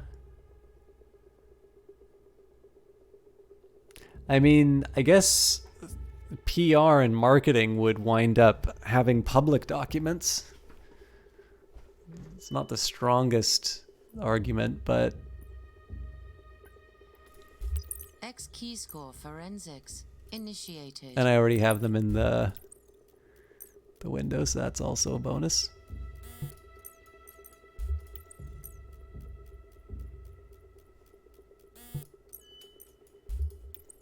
I guess one of the other things I can do is, while I'm going through each of the individuals, I can try, I can just add Nitro inside there as well. That'll eliminate that as a possibility. I should have been doing that a little bit earlier. We already had Mono as part of the combos. I realize this must be riveting stuff to most people. There we go. Network disconnected. Weird. I've never heard of an Alan W. Burton before. But then again, I don't really follow the latest in financial software development news. So maybe he's some big shot. Either way, well done finding him. X key score forensics initiated. Congratulations, Agent. You have unlocked a new set of X Keyscore entities. You will now have access to new data to help you with your investigation. You should see what you can find by cross-referencing entities and run pattern analysis. So let's actually read this press release before we go any further. Contact information: Hoka Mizuma, head of PR, Bixen Banking's Corporation Software Development Branch, bixensoftware.com, release date 3rd of March 2018. Bixen and Nitro collaborate on innovative new anti-money laundering initiative. Rainvest marks major win in fight against organized crime. Tokyo, Japan, 3rd of March 2018. The Cabinet Intelligence and Research Office, Nitro, and the Bixen Banking Corporation are embarking on an ambitious new initiative to curb illegal financial practices of organized crime groups in Japan and around the world. The initiative, which also includes specialized training and information sharing, centers around the development of detecting software Rainvest. Nitro has committed 500 million yen towards the creation of Rainvest by Bixen Banking Software Development Branch headquartered in Shinjuku, Tokyo. Structuring is a technique favored by large criminal organizations to parcel large financial transactions into smaller transfers to avoid detection by law enforcement and regulators. It is regularly used by organized crime syndicates to launder money and move large sums of cash across borders. Due to its seemingly innocuous methods, structuring is difficult to detect with traditional methods. Rainvest is set to change all that. Rainvest is the brainchild of Bixen's junior programmer Alan W. Burton, who is heading up the development of the project, with help from the best and brightest at Bixen and Nitro. Development is set to be completed by the 3rd quarter of this year. Bixen Banking Corporation is an investment software and financial management system developer with offices in over 40 countries. Bixen's clients include every major financial institution on 4 continents, plus over 300 companies on the Fortune 500. So let's take Alan Burton and let's cross-reference them with HR. So Shokuo... okay, we've apparently got multiple windows. There we go. Order has been restored. So, X key score forensics initiated.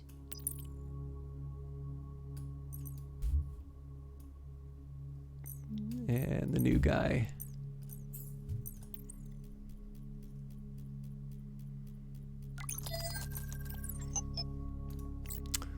Bixen employee welcome. Burton-san, we cordially welcome you to the Bixen software development team. We are thrilled to have you with us and are very eager to see what you can do for the future of financial software, as we are very impressed with the design of your previous application, Cashbooks.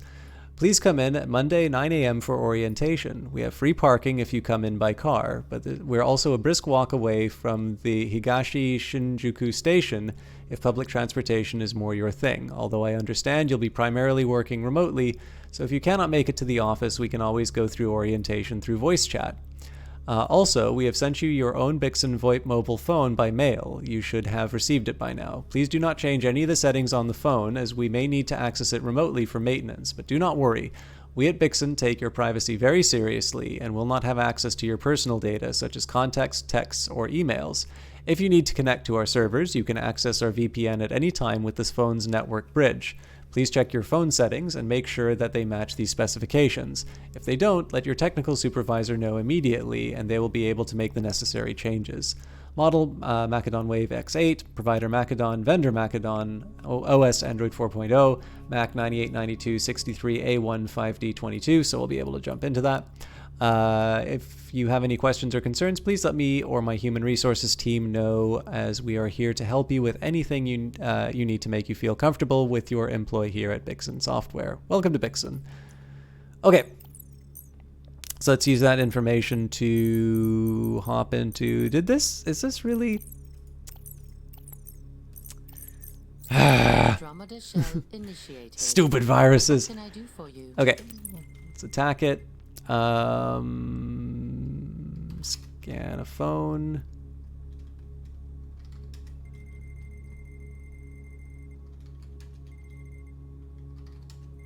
Module override activated.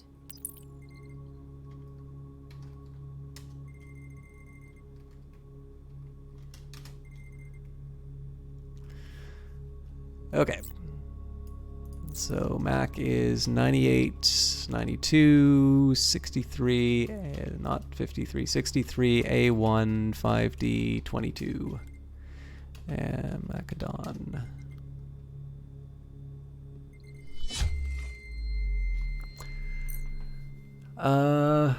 Mukden, do you have the updated Rain Vest build? I've tried to get the new algorithm for you, but they never gave me access. Don't worry, I wouldn't be much of a hacker if I couldn't get that from their servers. Great, the Night Show advisors are coming to check in on the new project on Friday, and I need to show you that things are progressing.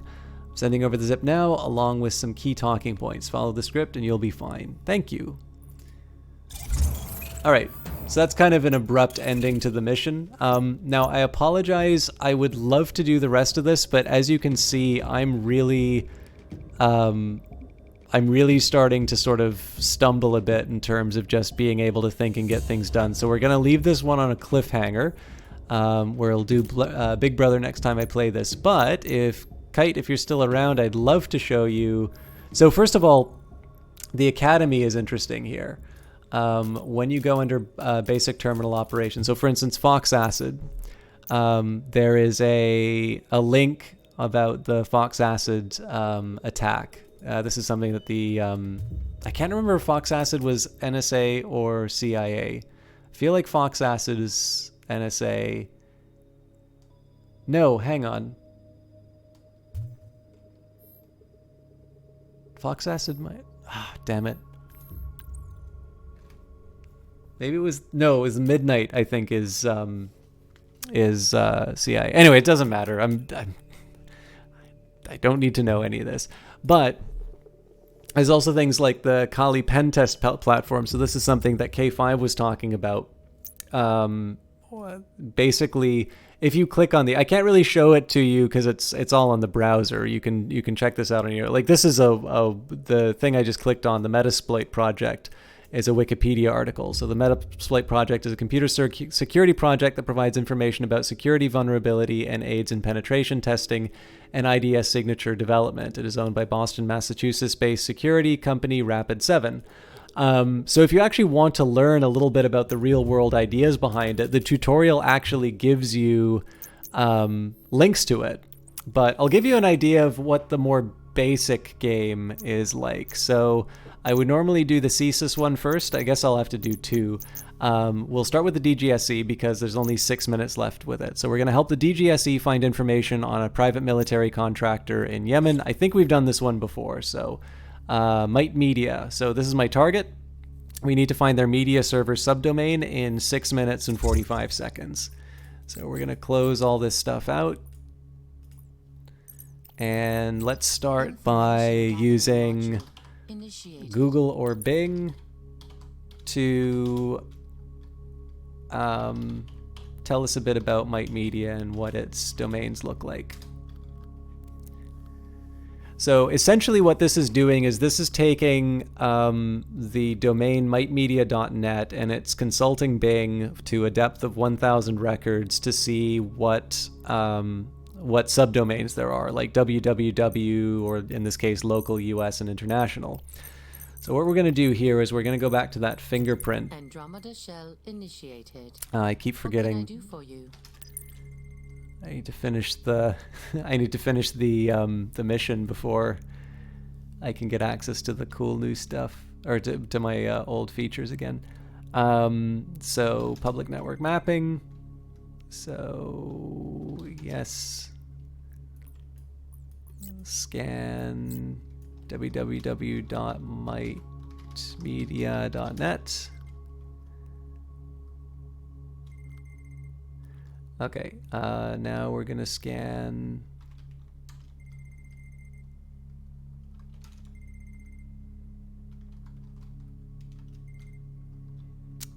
local.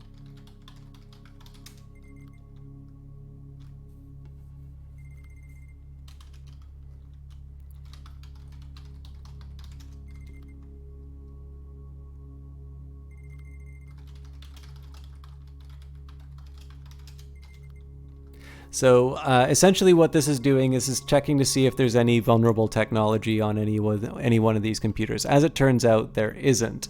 So I'm going to need to find another approach. Let's start by doing what's called social engineering. We're going to do a spear phishing attack. So we're going to send some emails with something nasty on it to see if they bite. So media.net. So here we're just scraping as many emails as we can find from their website and other databases.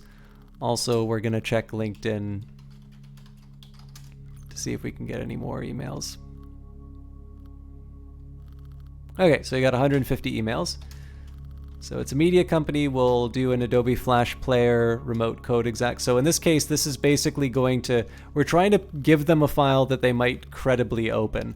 If you want, you can even experiment. So if we give them an RTF, it goes down to 3. If we give them a PDF, it's 13. And if we give them a zip, so this stuff kind of matches up with roughly what you would expect. There's only one payload right now, so the payload will give you various levels of access to the target computer. Payloads will usually operate in the scope of RAM and will give you a short window of opportunity before it is destroyed. So we only have the reverse shell VPN. There's not a whole lot to do about that. Email template. Demo reel. John Gamerson. That was not convincing. All right, let's do a new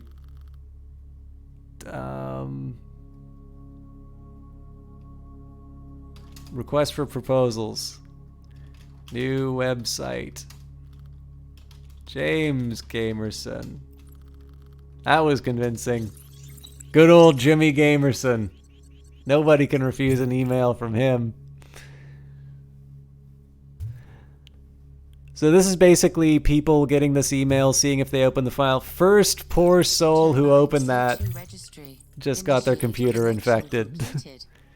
So moral of the story, don't open emails ever. Don't even look at them. Okay, so again, it's worth keeping in mind, we're trying to find their media server. So one of the ways we might do that would be what's called a man-in-the-middle attack. So we're going to see if we can find... Nope, there's nothing in there. Okay. So instead what I'm going to do is I'm going to use something called an sfuzzer. So this is going to use a lot of common kind of common domain names, and I'm going to focus only on the internal ones. What did I get wrong? Oh, it's mightmedia. Doesn't have to be .ca. Okay, so this is going to kick around for a minute to see if it can find anything that only anything that's hosted internally. In the meantime, I'm going to take a quick look and see if there's any goodies that I can find inside. So, what can I do for you? Again, I need to use this tool. Oh, well, we just found it. So MediaServe 1 sounds exactly like the sort of thing that they're looking for. So, but maybe I want to copy that rather than...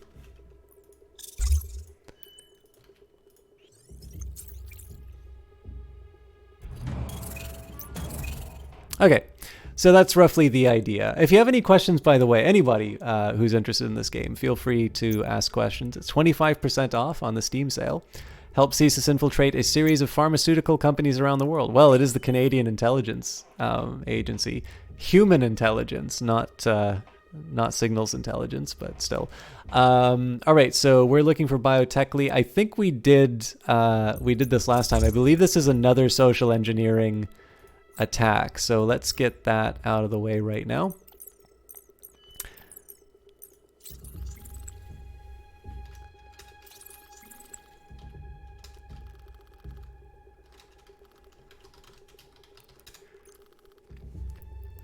So again, similar idea here. Now this is actually, if you, in this game, they show you a tool developed by this this company that owns and runs the Kali Linux distribution. There's actually a tool that does this. So you know those email. I mean, this is the way that the Democratic emails were hacked. That essentially somebody made a spear phishing effort. They tried to get somebody to open something that seemed legit, and they used that little crack to get in and do something that clearly had very wide-reaching implications. So this is a pharmaceutical company. So what are they gonna want? Apparently wait a minute, I think they said they're wild for DLLs, weren't they? No, they're absolutely not wild for DLLs. You know what? I think last time we said that was a resume, so I'm gonna say they're gonna get the PDF. Same payload as last time. Let's craft an email template, CV application. New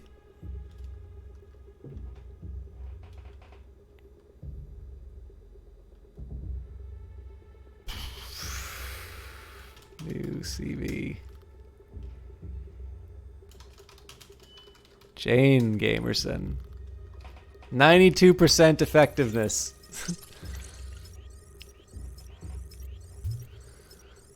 It's a lady name, so you know they'll open it more likely. Oh yeah, that guy really wants to say hi to Jane Gamerson. Oh, now he's having second thoughts. No, he's like, I'm not opening that.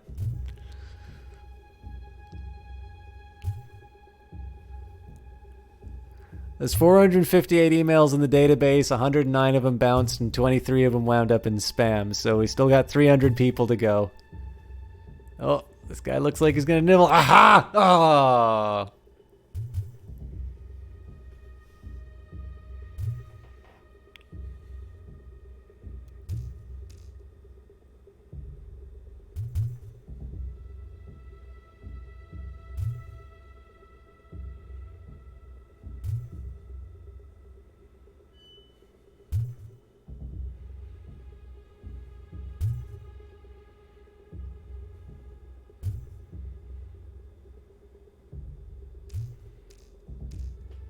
And this is why you update your antivirus.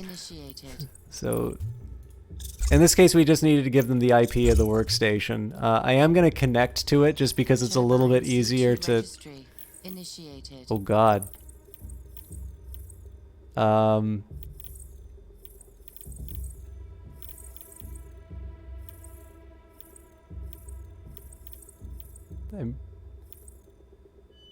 hope this is it. Anyways, I just wanted that IP address for the bounty. Okay, so it is 23.220.36.187. Completed! Alright. I'd love to do another bounty, but it is now 2.5 hours past the time that I was planning on doing it. I don't know if I should get a coffee at this hour, or if I should just go to bed. But hopefully that wasn't too dull for everyone, because I sort of feel like when I go a little bit later, especially with this game, I just go very quiet and I'm not very coherent. But does anybody have... Oh, no, don't decline. Maybe I'll be back in an hour. No, I won't be. One other thing I didn't really talk about the game. I was kind of hoping to get into these, but I just got... the story mode was definitely very cool. I'm looking forward to wrapping that up. The open world missions really do seem to be sort of the highlight of this game. The open world, as it says here, open world missions are optional assignments for agents looking for a bigger challenge. You'll need to venture outside the Stinger OS in order to investigate and come back to execute your attacks. Complete these challenges for special rewards. So I believe these are each of these have been released by Allison Smith. So October, Delicate Drive, November, Freedom of Information. Here we've got G7 2019 Chapter 2, Executive Error. Chapter 1 was Disinformation Sharing. So this is basically kind of a ripped from the headlines sort of a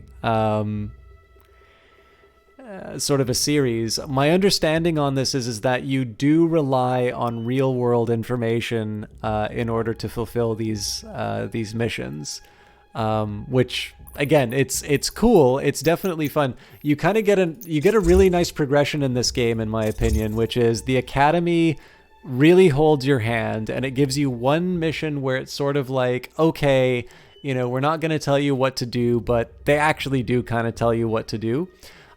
Story mode has had a very logical progression from Castle Ivy up to like Nitro Winter and Royal Gate, where you're really left to say and do things like, hey, it says it was sent from a Mako phone, and it turns out there's only one phone of that type, and that person's been in that building. Obviously, being able to make connections like that is going to be what will get you through the main story mission. So these really act as a more... The tutorial is quite literally, here is how the buttons work.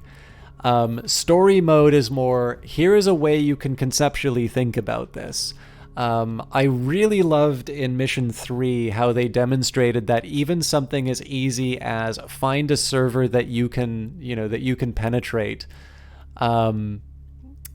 doing something like that is non-trivial. Like, you can turn that into its whole little mini game in terms of just going down the rabbit hole in terms of finding a vulnerability.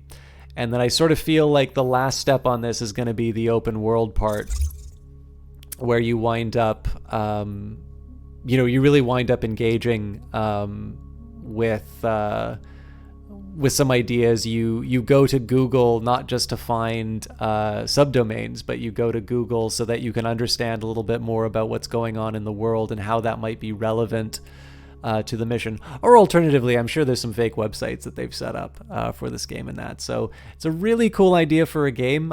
This apparently is not their first rodeo on this. As K5 was pointing out, they did do the alternate reality game for No Man's Sky.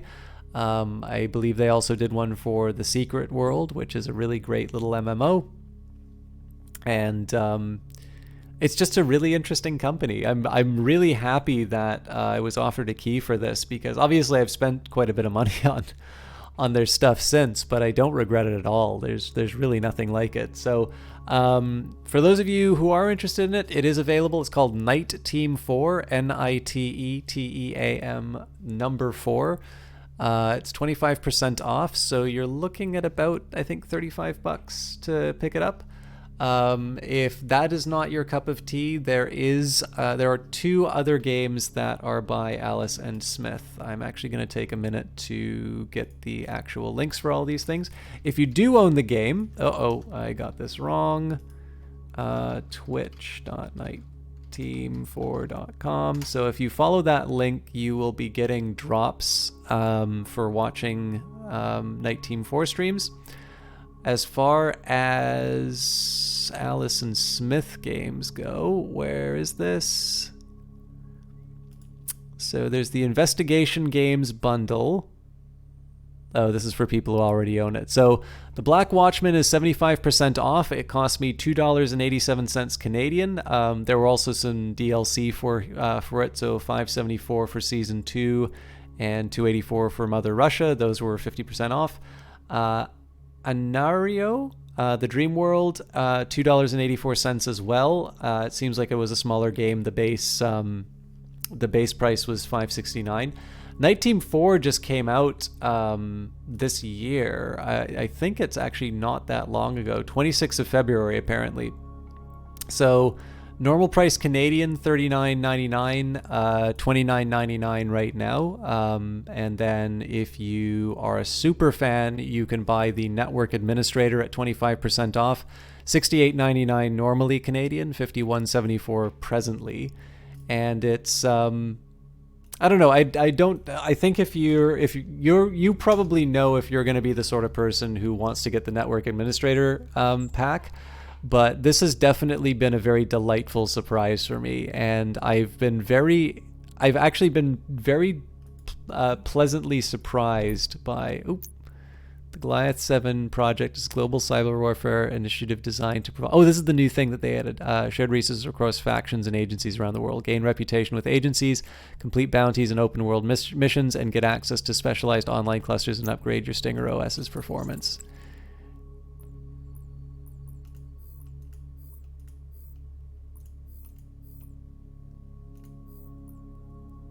Okay, so apparently I've got like a persistent one, but apparently these things are like decaying. You can browse through your inventory. Each cluster provides you with unique resources. This panel shows the selected items details and how it will affect your hacking tools. You can activate or deactivate a cluster using the button at the bottom. Adventure timeout was given by Prefet Alain Dubois. It was used to spy on the French public's phone calls. Huh, neat.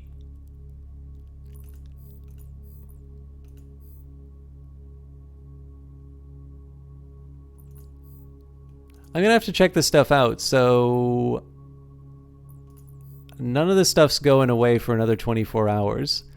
I really want to know what the deal with this Novichok is. This cluster was given by Mike Grisha, agent of the Black Watchman, for your service during past investigations. Grisha developed this cluster for himself when he was a pen tester. So password attack speed up 10%, set speed 10%, set efficiency 10%. Neat.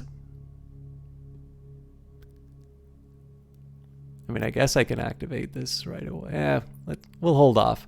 Yeah, so this is the stuff that's supposed to drop while you watch streams, but that's only if you hook up your account to that. So I don't know. Hopefully this was worth it for you guys. Do let me know if you'd like to see more of this game. I'm obviously not opposed to doing some more Hive Mind Network Online. more Darkest Dungeon and other style games, but I've certainly been very happy to do more of Night Team 4. My only real regret was I was hoping to try and have a little bit more of a pulse on the stream tonight. Obviously the weekend will probably be better with numbers, but basically just I was hoping that we'd have some opportunities to show people all the stuff that you can get. But, I mean, maybe what'll happen when I start doing some of the open world missions, that'll be an opportunity for me to use the Goliath 7, and then we'll have a chance to sort of see how all these things work together. But anyways, for those of you who do not like my sales pitches for the games, sorry about that, but Allison Smith are a very cool company, and I'm actually very happy that they reached out to give me a key for this. I did not think I would enjoy this nearly as much as I have, and I think it's important to share the stuff that I enjoy. I think it's a lot better than complaining about stuff that doesn't work. And I guess the only remaining question now is, who do we host tonight? Kilgore Trout is playing Discworld Noir. Metamancer is doing Twitch RP on Grand Theft Auto 5. El Canoe is doing Bridge Crew. I feel like Bridge Crew is a tough one for El Canoe because that one does rely a little bit more on English. Shand is playing Mario Maker 2. You know what? Let's give Kilgore a raid. So Kilgore Trout's currently playing Discworld Noir. I've never heard of Discworld Noir, nor have I ever read any of the Discworld books, but I'd really like to. Have a wonderful weekend as well. Just a reminder, guys, it is a long weekend in Canada. Monday is our day off. Canada Day is July the 1st. I'm not saying I'm guaranteed not to stream on Monday, but it is an optional day for me when it is a Canadian holiday. So just a heads up, I will try and announce that stuff on Twitter. Of course, it is worth keeping in mind that it is also more likely for me to do little extra streams over the weekend and such. So again, apologies to the Eyes of Sin and Kite for kind of the more listless style of stream over the, near the tail end of it. But hopefully it hit more than it missed. And if I annoyed anyone, I'm sorry. This is why my view counts are down. But yeah, let me know what you want to see me play if you don't like what's coming up, or let me know if you want to see more of stuff like this. I am available on Discord, Twitch, Twitter, all these good things. And for now, I'll leave you in the capable hands of Kilgore Trout. Hope you guys have a good evening.